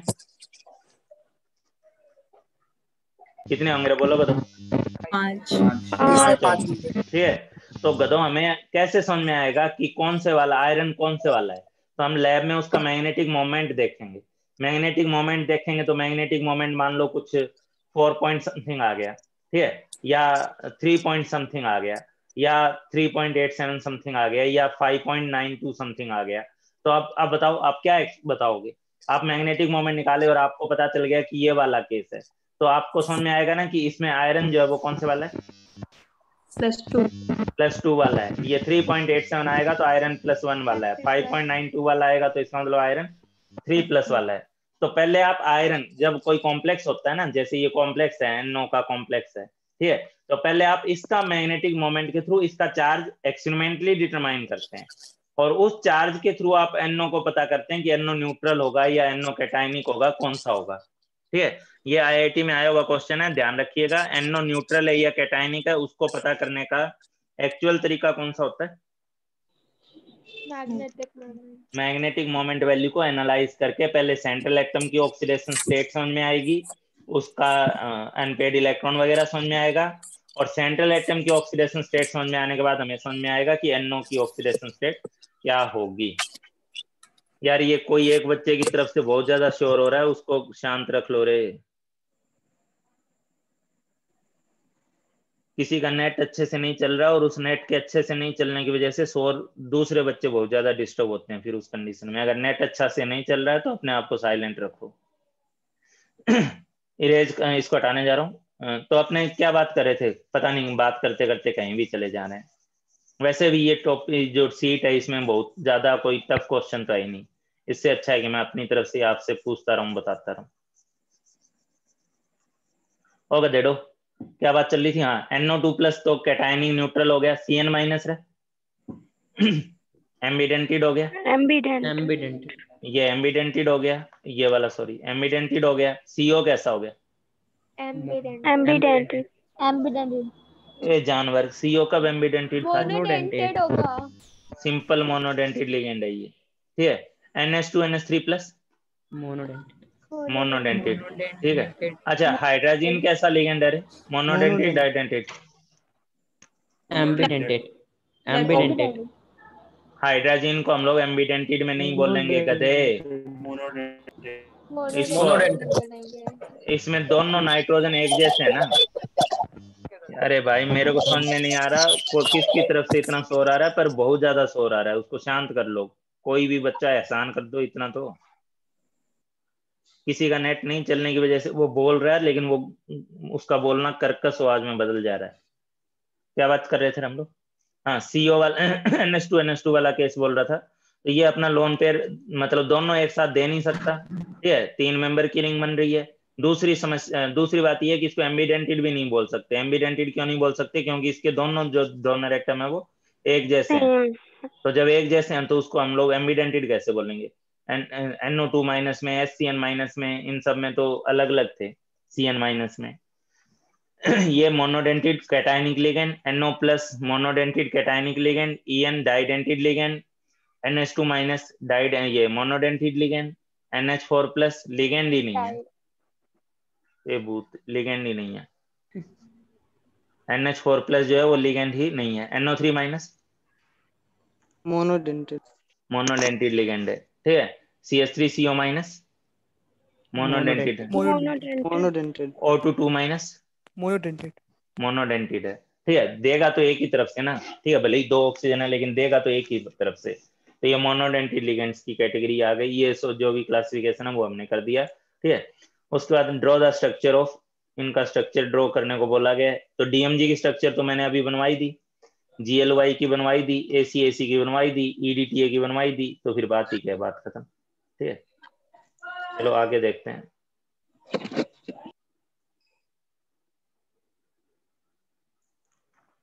classify the following in neutral ligand, cationic, anionic ligand. Methyl amine कैसा है? न्यूट्रल। ये न्यूट्रल है। Carbon monoxide neutral, EN pyridine neutral, hydrogenium ion positive. ओ भूतनी, फिर ये कोई न्यूट्रल एक लाइन में बोले जा रहा है तो बोले जा रहा है, ये कैटायनिक है। नाइट्रोसोनियम नाइट्रोनियम अच्छा नाइट्रो किसको बता रहे हो? नाइट्रोनियम को। वैसे भी गधो EM जब इसके पीछे लगता है ना, EM किसके पीछे लगता है? कैटायन के पीछे लगता है, ठीक है। अच्छा बताओ नाइट्रोसोनियम और नाइट्रोनियम में क्या फर्क है? नाइट्रोसोनियम NO+ है और नाइट्रोसोनियम NO2+ है। ये NO+ है और ये NO2+ है, जब अभी हम ऊपर देख रहे थे। हाइड्रोक्साइड आयन तो आपको पता ही है, anionic, amide anionic, oxalate anionic, DMGH है यहाँ पे, DMGH है तो न्यूट्रल है, और ग्लाइसिनेट नेट है तो आप वैसे ही समझ जाओ anionic. Classify the in 1 negative charge, 2 negative charge and neutral ligand. चलो वो भी देख लेते हैं। नाइट्रेट पे कितना होगा? 1 ऑक्सलेट पे -2 अमाइड पे -1 इमाइड पे कितना होगा? -2 इसका और इसके नाम में फर्क पता है ना आपको? NH2-, ये क्या है आपका? एमाइड ये अमाइड है, ये अमाइड है, और N पे 3- एजाइड ये अजाइड कौन जानवर बोल रहा है? अजाइड N3 पे माइनस होता है, ठीक है। N3 पे माइनस जो होता है वो अजाइड होता है, तो ये अजाइड हो गया। ऑक्सलेट आपको पता ही है, इसको आप लोग OX लिखा हुआ भी पढ़ोगे, ठीक है। इसका चार्ज कितना है? ये कहाँ चला गया? मैं ऊपर चला गया क्या? नहीं ये यहाँ पे। अमाइड आइडाइड तो सीधा H- है, पर ऑक्साइड जो है वो सीधा O2 पे 2- है, ऑक्साइड O पे 2- है। अच्छा इमाइड पूछा भी गया नीचे, इमाइड क्या है? NH पे 2- ट्राइफिनाइल फॉस्फेट क्या होगा रे? न्यूट्रल क्या होगा कैसे रिप्रेजेंट करोगे? PH3P, ठीक है। चलो ठीक है। ये कह रहे ट्राई इथाइल डाइन है, ये डाइन एंड न्यूट्रल। चलो ठीक है। उसके बाद अपने आगे देखते हैं थोड़ा बहुत। Which of following species is not expected to be ligand, कौन सी चीज है जो लिगेंड का काम नहीं करेगी? तो वो तो साफ साफ दिख रहा है, कौन सा? न्यूट्रल लिगेंड कौन है इसके अंदर? अमोनिया होगा। अमोनिया अमोनिया न्यूट्रल लिगेंड हो गया। सेलेक्ट बाइडेंटेड और didentate ligand from the following. C2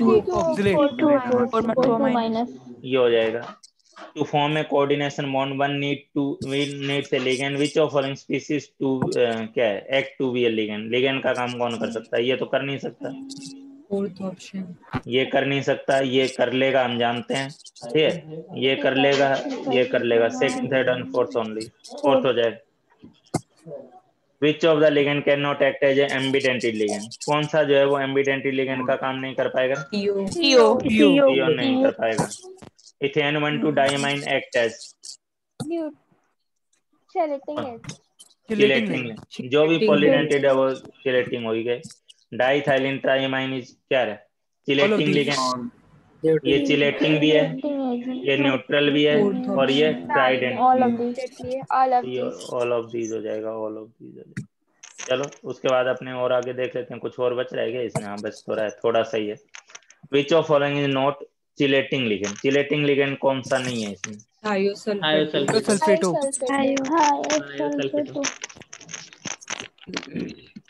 chelating ligand ये, हाँ ये थायोसल्फेटो जो है वो चिलेटिंग लिगेंड नहीं होगा। हाँ ये किस कैटेगरी में आ जाएगा? मैंने अभी आपको बताया था H2O3 2-, ये किस में आ जाएगा? Ambidentate. Which of following has 5 donor sites, 5 donor sites किस में है? तो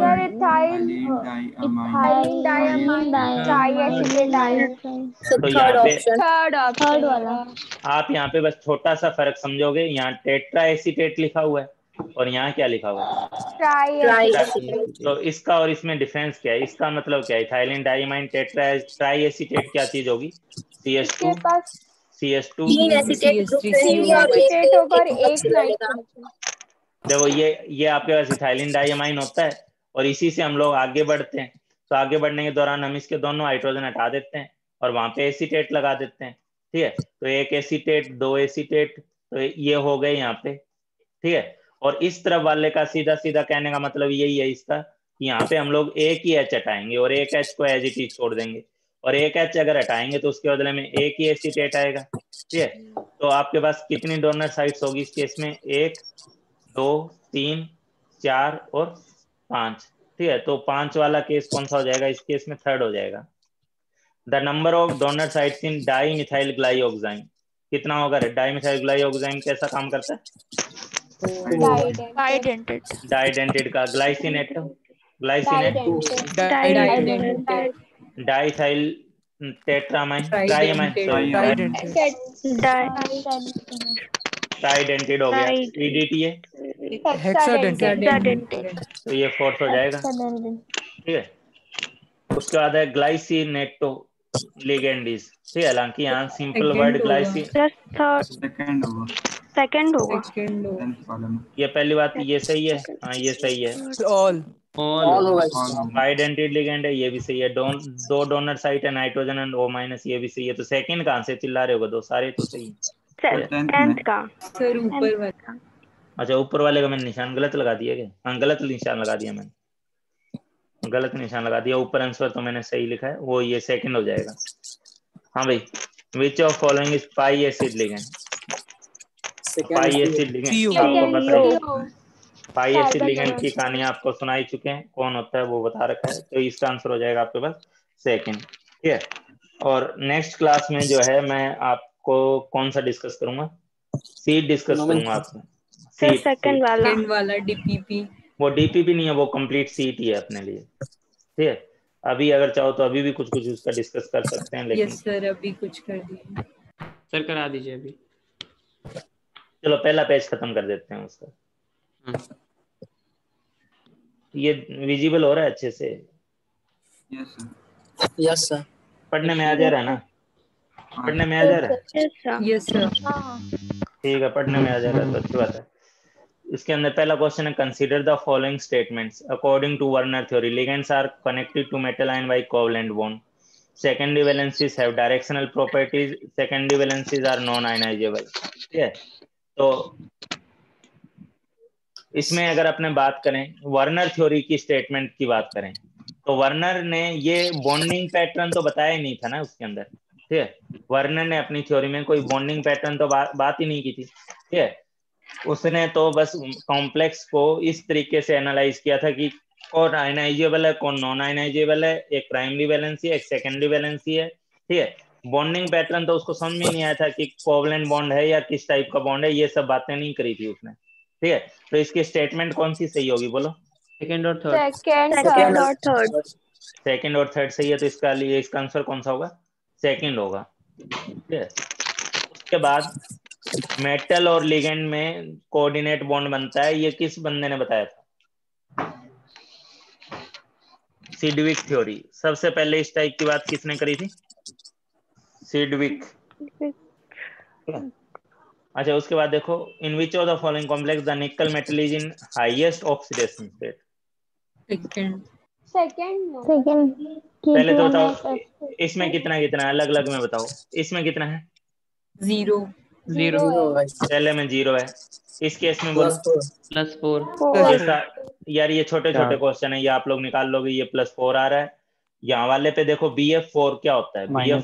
BF4 माइनस होता है, तो इसका मतलब यहाँ पे -2 है। तो अगर इस पार्ट पे -2 है तो इस पूरे चार्ज के ऊपर +2 है, और पूरे पे +2 है तो निकल के ऊपर भी +2 है, क्योंकि अमोनिया तो न्यूट्रल है। ठीक है, और इसमें बताओ K4 और NiCN6 इसमें भी कौन सा +2? अच्छा, मैंने क्लास में आपको एक बात बताई थी, याद है या नहीं है? निकल +2 के साथ अगर आप लोग कॉम्प्लेक्स बनाते हो साइनाइड का अमोनिया का, क्या फर्क पड़ेगा रे? तो उसमें कोऑर्डिनेट नंबर 4 और 6 होता है। क्या मैंने कहा था आप लोग रट के जाना, याद रख के जाना, बहुत काम आएगा। ठीक है, चाहे PMT में चाहे नीट में, इसमें IIT में। टेट्राहेड्रल में इसमें टेट्राहेड्रल कहां से बनेगा? भूतनी मारूंगा मैं तेरे को। NiCN ऑल 4 वाला बनेगा 2+ वाला। ठीक है, जो कि स्क्वायर प्लेनर कॉम्प्लेक्स होता है, और NiNS3 होल 6 बनेगा जो कि ऑक्टाहेड्रल होता है। मुद्दे की बात, अमोनिया के साथ ये 6 कोऑर्डिनेशन नंबर में बनाता है, और साइनाइड और क्लोराइड के साथ ये 4 कोऑर्डिनेशन नंबर में मेनली बनाता है। ठीक है, चलो वो कोऑर्डिनेशन नंबर वाली बात ऐसी, इसको देखा तो याद आ गई मेरे को। NiCO4 जो होता है वो टेट्राहेड्रल होता है, NiCN4 2- जो होता है वो स्क्वायर प्लेनर होता है, ये वाला ऑक्टाहेड्रल होता है। हाँ भाई, उसके बाद है एक complex of platinum ammonium and chloride produce 4 ions पर मॉलिक्यूल। तो इसका मतलब जब आप 4 आयंस पर मॉलिक्यूल की बात कर रहे हो तो एक तो कॉम्प्लेक्स खुद हो जाएगा, समझो इस बात को, और एक कॉम्प्लेक्स खुद हो जाएगा तो इसका मतलब कॉम्प्लेक्स के बाहर कितने आयन होने चाहिए? 3 होने चाहिए, और 3 होना चाहिए, तो उसको देखते ही समझ में आ रहा है कि थर्ड होगा। ठीक है, उसके बाद बोला गया the oxidation state of MO in oxo complex species. ठीक है, तो इन्होंने एक नाम यूज किया है यहाँ पे, क्या वर्ड? ऑक्सो वर्ड यूज किया है। ठीक है, तो ऑक्सो वर्ड यूज किया है, तो ऑक्सो के नाते मैं इसको कह सकता हूँ कि इस पे O पे कौन सा वाला है? 2- है। ठीक है, तो बताओ C2H4 कैसा होता है? न्यूट्रल। ये न्यूट्रल है, ये कैसा है? न्यूट्रल। और ऑक्सो वर्ड यूज किया है ये, तो यहाँ पे ये ऑक्सीजन के चलते कितना होना चाहिए? 8 नेगेटिव। -8, और बार कितना? +3 -2 है। +3 सर आंसर। ठीक है, तो इसका मतलब दोनों इनके ऊपर मिला के, दोनों मोलिब्डेनम पे मिला करके +6 है, तो एक पे कितना हो जाएगा? +3 हो जाएगा, एक पे +3 हो जाएगा। अच्छा, इस टाइप का ये C2H4 देख के मेरे को थोड़ा याद आ गया, ये कौन से कॉम्प्लेक्स होते थे? सैंडविच कॉम्प्लेक्स क्या होते थे? 2 एग्जांपल दो सैंडविच। जब दोनों पाई बॉन्ड डोनेट करते थे, ब्रोमीन और फेरोसीन। ठीक है, फेरोसीन का फॉर्मूला बताओगे मेरे को आप लोग? सर Fe और उसके ऊपर मतलब एक रिंग और नीचे एक रिंग, कोई पाई 5 मेंबर ही होती है। Fe होगा ईटा 5 H5 होल ट्वाइस। आयरन पे कोई चार्ज है या न्यूट्रल है? न्यूट्रल है। कौन जानवर न्यूट्रल बोल रहा है? एक बार दोबारा बोलना, मेरे को पता चल जाएगा। न्यूट्रल कौन जानवर बोला था? होगा दो C5H5 जो होता है। ठीक है, ये ऑर्गेनिक में आप तो पढ़ चुके होगे आप इस चीज को। ठीक है। C5H5 ये वाला है, ये वाली चीज जिसमें माइनस नाचता रहता है, एरोमेटिक एंटी एरोमेटिक वगैरह अगर आप पढ़ चुके हो तो उसमें ये पढ़ाया ही पढ़ाया जाता है, ठीक है। साइक्लोपेंटाडाइइन आयन, साइक्लोपेंटाडाइइन आयन, हाँ वो 1,3 अगर हम वैसे प्रॉपरली लेंगे नाम तो ये वाली चीज होती है। -1 होता है तो इस पे 2 माइनस है, तो आयरन कौन सा वाला है यहाँ पे, +2 वाला है, न्यूट्रल नहीं है, ठीक है। आयरन +2 होता है, उसके ऊपर से एक रिंग, ये एक साथ ये रिंग कितने इलेक्ट्रॉन डोनेट कर रही है? 5 गधे। कार्बन 5 इलेक्ट्रॉन का जा रहा है, इलेक्ट्रॉन 6 डोनेट हो रहे हैं, ठीक है। इसको ऐसे सोच, ऐसे इसकी एक पर्टिकुलर स्ट्रक्चर के नाते सोच, 1 पाई बॉन्ड, 2 पाई बॉन्ड और ये माइनस, ये वाला माइनस, ठीक है। तो कितने डोनेट कर रहा है? 1, 2 और 3 डोनेट कर रहा है, समझा? कितने इलेक्ट्रॉन डोनेट कर रहा है? 6 डोनेट। तो ये जब इसकी तरफ से बनाएंगे, इसकी तरफ से बनाएंगे, तो हम इसका आयरन का कोऑर्डिनेशन नंबर 2, आयरन +2 का कोऑर्डिनेशन नंबर कितना बताएंगे? 6 बताएंगे, ठीक है। आयरन का जो कोऑर्डिनेशन नंबर बताएंगे वो 6 बताएंगे। क्यों? ये एक साथ 6 इलेक्ट्रॉन दे रहा है, ये एक साथ 6 दे रहा है, ठीक है। मतलब एक तरीके से देखा जाए तो 3 कोऑर्डिनेट ऊपर से बन रहे हैं, 3 नीचे से बन रहे हैं। चलो ये तो हो गया फेरोसिन। क्रोमोसिन क्या था रे? Sir chromium N6C6H6 whole twice. और GS सोल्ट क्या था, याद है? GS सोल्ट आपको याद होना चाहिए, बहुत जरूरी चीज है। GS सोल्ट क्या था? सर पोटेशियम प्लेटिनियम Cl3 नीटा 2 CH2 डबल बॉन्ड CH2 था। K था अपने पास, PT था, और क्या था? Cl3 था, ईटा 2 था और C2H4 था, डबल बॉन्ड। हाँ मतलब वो C2H4 हो गया तो वो डबल बॉन्ड ही हो गया, ठीक है। तो ये वाली चीज थी आपके पास, ईटा 2। कर लोगे इस चीज को? ये GS सोल्ट है, इसकी जानकारी आपको होनी ही होनी चाहिए, जरूरी है। विल्किंसन कैटलिस्ट क्या था?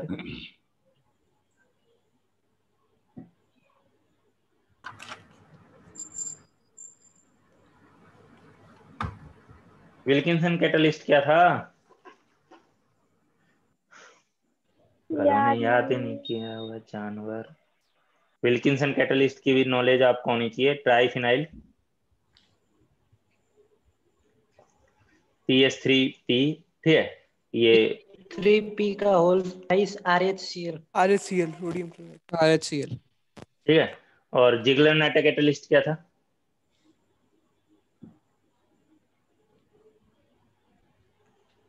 TiCl4 + CuH5 aluminium, TiCl4 C2H5 whole alkene हो जाता है कैटलिस्ट।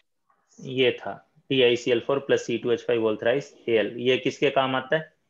पॉलीमराइजेशन, पॉलीथीन वगैरह बनाने के काम आता है, पॉलीमराइजेशन के। और ये किसके काम आता है? Hydrogenation of alkene, hydrogenation of alkene के काम आता है, सिलेक्टिव हाइड्रोजनेशन के काम आता है, ठीक है। चलो उसके बाद अपने बात कर रहे थे, क्वेश्चन नंबर 5 को देख लेते हैं। In which of the complex transition metal is in 0 oxidation state? तो यार ऑक्सीडेशन स्टेट तो साफ साफ आप निकाल लोगे, ऑक्सीडेशन स्टेट निकालने क्वेश्चन हमने काफी किए हैं। क्वेश्चन नंबर 6 की बात करते हैं। क्वेश्चन नंबर 6 भी देख लेते हैं जल्दी से।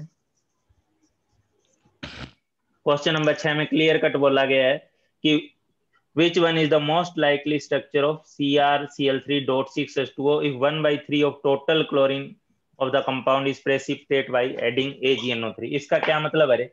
इसमें कितने क्लोरीन है? 3। और कितने प्रेसिपिटेट हो रहे हैं? एक प्रेसिपिटेट हो रहा है, तो वो फ्री क्लोरीन है या कोऑर्डिनेटली बॉन्डेड क्लोरीन है? Free chlorine. तो क्लियर कट समझ में आ रहा है ना कि यहाँ एक क्लोरीन फ्री है, इस स्टेटमेंट के अकॉर्डिंग एक क्लोरीन फ्री है, 2 क्लोरीन कोऑर्डिनेटली बॉन्डेड है। और ऐसा केस यहाँ पे किसमें? ऑप्शन 3 थर्ड ऑप्शन में है, ठीक है। The complex CONH3 BrSO4 will give precipitate of, तो Br तो अंदर है तो ये तो प्रेसिपिटेट देगा नहीं, ठीक है। अच्छा विद बोल रहा है, विद बोल रहा है, तो विद बोल रहा है तो इसका जो होगा किसके साथ प्रेसिपिटेट बनेगा? पहली बात, Ag2SO4 वाटर सोल्यूबल है या इनसोल्यूबल है? वाटर सॉल्युबल है। Ag2SO4 वाटर सॉल्युबल है, K2SO4 वाटर सॉल्युबल है, PbSO4 वाटर इनसॉल्युबल होता है, बेरियम सल्फेट तो हाईली वाटर इनसॉल्युबल होता है। ठीक है, तो ये किसके साथ प्रेसिपिटेट देगा रे जानवरों? PbCl2 के साथ जो है ये PbSO4 का प्रेसिपिटेट देगा। ठीक है, उसके बाद है डाइथाइलिन ट्राइएमाइन इस, ये तो अभी मैंने अलग से जो दिया था वही क्वेश्चन है, कर लोगे 4th। उसके बाद है half many maximum moles of AgCl would be obtained when 100 ml of 0.1 molar this is treated with excess AgNO3। तो बताओ ये CONH3 दिया हुआ है। ठीक है, तो एक बात बताओ, कोबाल्ट का कोऑर्डिनेशन नंबर यहाँ पे क्वेश्चन में दिया हुआ है 6। तो इसका मतलब इस कॉम्प्लेक्स का फॉर्मूला क्या है? एक क्लोरीन बाहर और UNH3 फिर बाहर Cl2। ठीक है, तो इस कॉम्प्लेक्स का जो फॉर्मूला है वो साफ साफ समझ में आ रहा है कि CO होगा और NH3, क्योंकि ये तो न्यूट्रल केस है तो बाहर रखेंगे नहीं, अंदर ही रखेंगे, तो इसको 5 को अंदर रखना ही रखना है। तो इसका मतलब एक क्लोरीन को और अंदर रखोगे ताकि 6 कोऑर्डिनेशन नंबर हो जाए। तो बाहर क्लोरीन कितने होंगे? 2 होंगे। जोर से मार, इसके बाल मत खींच, जोर से मार। अरे चुप कर। तो CONH3 और साथ में कह रहे Cl2। तो इस केस में मेरे को ये बताओ, क्या देख रहे थे, क्या बात चल रही थी? एक के चलते कितना क्लोरीन AgCl प्रेसिपिटेट होगा? 1 मोल के चलते 2। ऑब्वियसली बात है 2 मोल AgCl बनेगा। तो यहाँ पे इसके मोल काउंट कर लो, कितने मोल है? 100 इंटू 0.01 10 मिलीमोल है। तो अगर इसके 10 मिलीमोल हैं तो इसके कितने मिलीमोल प्रेसिपिटेट होंगे AgCl के? 20 मिलीमोल। और 20 मिलीमोल का मतलब आंसर हो जाएगा सेकेंड आंसर हो जाएगा। उसके बाद अपने 10 नंबर क्वेश्चन देख लेते हैं, फिर अपने गाड़ी आज रोक देते हैं। 0.001 mole of this was pass through a cation exchanger. ये अच्छा क्वेश्चन है। इस टाइप के क्वेश्चन आप लोगों से PMT में, JEE मेन में बहुत ज्यादा पूछे जाते हैं। इस क्वेश्चन का मीनिंग समझो। ठीक है, ये आयनिक इक्विलिब्रियम वगैरह में भी बोला जाता है। कैटायन एक्सचेंज करवाया गया है। ठीक है, कैटायन एक्सचेंज किसके साथ होता है? H+ के साथ होगा। ठीक है भाई, बात करना है अलग से कर लो, शांत रख के कर लो। ठीक है, इस क्वेश्चन को देखो, ये अच्छा क्वेश्चन है और इंपॉर्टेंट क्वेश्चन है। कैटायन एक्सचेंज रेजिन क्या करता है? सीधी सी बात है, cation exchange resin pass through a cation exchanger and the acid coming out of it requires this much of. इसको ऐसे समझो यार, मैं एक साधारण सी भाषा में बोल रहा हूँ। मान लो ये एक मेटल है और उस मेटल का कोई कंपाउंड है। जैसे मान लो यहाँ पे ये मेटल है जिसके ऊपर +1 चार्ज है। ठीक है, और इसके साथ कोई साथ में एनायन है। अब इसको आपने कैटायन एक्सचेंज करवाया, तो इसका कैटायन एक्सचेंज होगा तो 1 M के साथ कितना H आएगा? बोलो। 1 M के बदले में 1। ठीक है, तो ये जो एसिड होगा ये एक टाइप का मोनोडेंटेड, ये 1 H+ वाला होगा। ठीक है, मोनोबेसिक एसिड होगा। अब अगर इसके ऊपर 2+ चार्ज होता तो ऑब्वियसली बात है इसके ऊपर कितने आते हैं? 2HX, या ये कह सकते हो। ठीक है, इसके 1 के बदले में मेरे पास 2H+ आते हैं, 1 के बदले में। ठीक है, तो बताओ रे गधो, इस कॉम्प्लेक्स का जो यहाँ पे एक चीज मिसिंग है वो पहले सुन लो। क्या मिसिंग है? यहाँ पे स्क्वायर बॉक्स होना चाहिए था। ठीक है, अब मान लो मैंने यहाँ पे स्क्वायर बॉक्स लगा दिया, तो बताओ इस कॉम्प्लेक्स पे कितना चार्ज है? +2। ये +2 चार्ज है। तो इसका मतलब इसका अगर 1 मोल 0.001 मोल है तो जो एसिड होगा उसके कितने मोल बनेंगे? H+ के कितने मोल बनेंगे? तो 0.002। ऑब्वियसली बात है, इसके ऊपर 2+ है ना, तो 1 M+ 1 H+ से रिप्लेस होता है। लेकिन 1 M 2+ जो है वो 2H+ से रिप्लेस होता है। तो यहाँ पे इसके ऊपर 2+ चार्ज है। ये पूरा एक टाइप से कैटायन है जिसपे 2+ चार्ज है। तो एक कॉम्प्लेक्स कैटायन 2H+ से रिप्लेस होगा। तो जो एसिड आएगा उस एसिड में ओवरऑल H+ के मोल कितने होंगे? 0.002 मोल होंगे। और उसको न्यूट्रलाइज करने के लिए NaOH का क्या बोला है? नहीं, ये मैंने क्वेश्चन बिना पढ़े ही कर दिया। ये सही बात है, इसमें इसने फॉर्मूला बताया नहीं है, फॉर्मूला ही पूछा है हम लोगों से। ठीक है, फॉर्मूला ही पूछा है हम लोगों से। ठीक है, तो इसने ये वाली वैल्यू दे दी है। मेरे को लगा NaOH की वैल्यू पूछेगा ये। चलो, तो आप बताओ, यहाँ पे NaOH का मिलीमोल आपको दे रखा है, कितना मिलीमोल है? बोलो। 0.4। 0.2 इसमें 20 इंटू वही 0.1 2 मिलीमोल है। 2 मिलीमोल का मतलब 0.002 मोल H प्लस आया होगा। अच्छा बात तो वही हो गई यार, ठीक है, बात तो अल्टीमेटली वही हो गई। देखो इसके दो फॉर्मूले पॉसिबल थे इस कॉम्प्लेक्स के। कौन से दो फॉर्मूले पॉसिबल थे? अमोनिया तो देखो न्यूट्रल है, और अमोनिया तो न्यूट्रल है तो उसको तो हम लोग कॉम्प्लेक्स से बाहर रखेंगे नहीं। तो या तो इसका एक ये वाला फॉर्मूला लिख सकते थे CONH3 और NO3 को हमने अंदर रखा होता और सल्फेट को हमने बाहर रखा होता। एक हम ये फॉर्मूला लिख सकते थे CONH3 और किसको अंदर रख दिए होते? सल्फेट को अंदर रख दिए होते और क्या ब्रोमीन नाइट्रेट को बाहर रख दिए होते, ठीक है। तो इस कंडीशन में इसके ऊपर +1 चार्ज है, इसके कंडीशन में इसके ऊपर +2 चार्ज है। तो आपको यही तो समझना है कि अपने से डबल H प्लस जनरेट कर रहा है, तो अपने से डबल H प्लस जनरेट कर रहा है तो इसका मतलब मेटल इस कॉम्प्लेक्स पे चार्ज कितना है? अपने से डबल H प्लस जनरेट कब करेगा? जब उस पे चार्ज 2+ होगा। अपने से ट्रिपल H प्लस जनरेट कब करेगा? जब उसके ऊपर चार्ज 3+ होगा, ठीक है। तो यहाँ पे इस बात से समझ में आ रहा था कि इसका 0.001 मोल 0.002 मोल H प्लस दे रहा है, दुगना H प्लस दे रहा है। इसका मतलब कॉम्प्लेक्स कैटायन पे +2 चार्ज है, और कॉम्प्लेक्स कैटायन पे +2 चार्ज वाला जो ऑप्शन है वो ऑप्शन किस में है? इसमें है, सेकंड में है, ठीक है। तो इसका जो आंसर बनेगा वो सेकंड आंसर बनेगा, यही हो जाएगा, ठीक है। चलो इस पार्ट को मैं यहाँ खत्म कर रहा हूँ। आगे नेक्स्ट लेक्चर में मैं इस कंप्लीट DPP के जो अच्छे क्वेश्चन है सीट के। Sir both of 1 and 2 answer दिया हुआ है। गलत दिया है, कैसे हो जाएगा? 1 and 2 पॉसिबल ही नहीं है, सिर्फ सेकंड आंसर होगा, ठीक है। तो सेकंड आंसर होगा, बाकी आप लोग इसको देख लो। और नेक्स्ट लेक्चर के अंदर अपने इसके अच्छे क्वेश्चन को एक जगह रख लूंगा और वो उन्हीं को डिस्कस कर दूंगा एक साथ, पूरे को डिस्कस करने की जरूरत नहीं। और आप लोगों की कुछ रिक्वायरमेंट है, डिमांड है, तो वो भी बता सकते हो कि आपको क्या करना है। गैसियस स्टेट और थर्मोडायनामिक्स। अरे वो तो इक्विलिब्रियम का लेक्चर निकाल दीजिए। किसका है? वो इक्विलिब्रियम का है। आप लोग जो गैसियस स्टेट का बोल रहे हो मेरे को, मैं गैसियस स्टेट अभी मेरा 11th में चल रहा है, 5 लेक्चर हुए हैं, ठीक है। B35 में मैंने पहले करवा दिया था, लेकिन बाकी जो नॉर्मल बैच में मेरा चल रहा है, तो उसके जो वीडियो लेक्चर रिकॉर्ड करूंगा वो मैं आप लोगों को अलग से शेयर कर दूंगा मैं आप लोगों के साथ, ठीक है।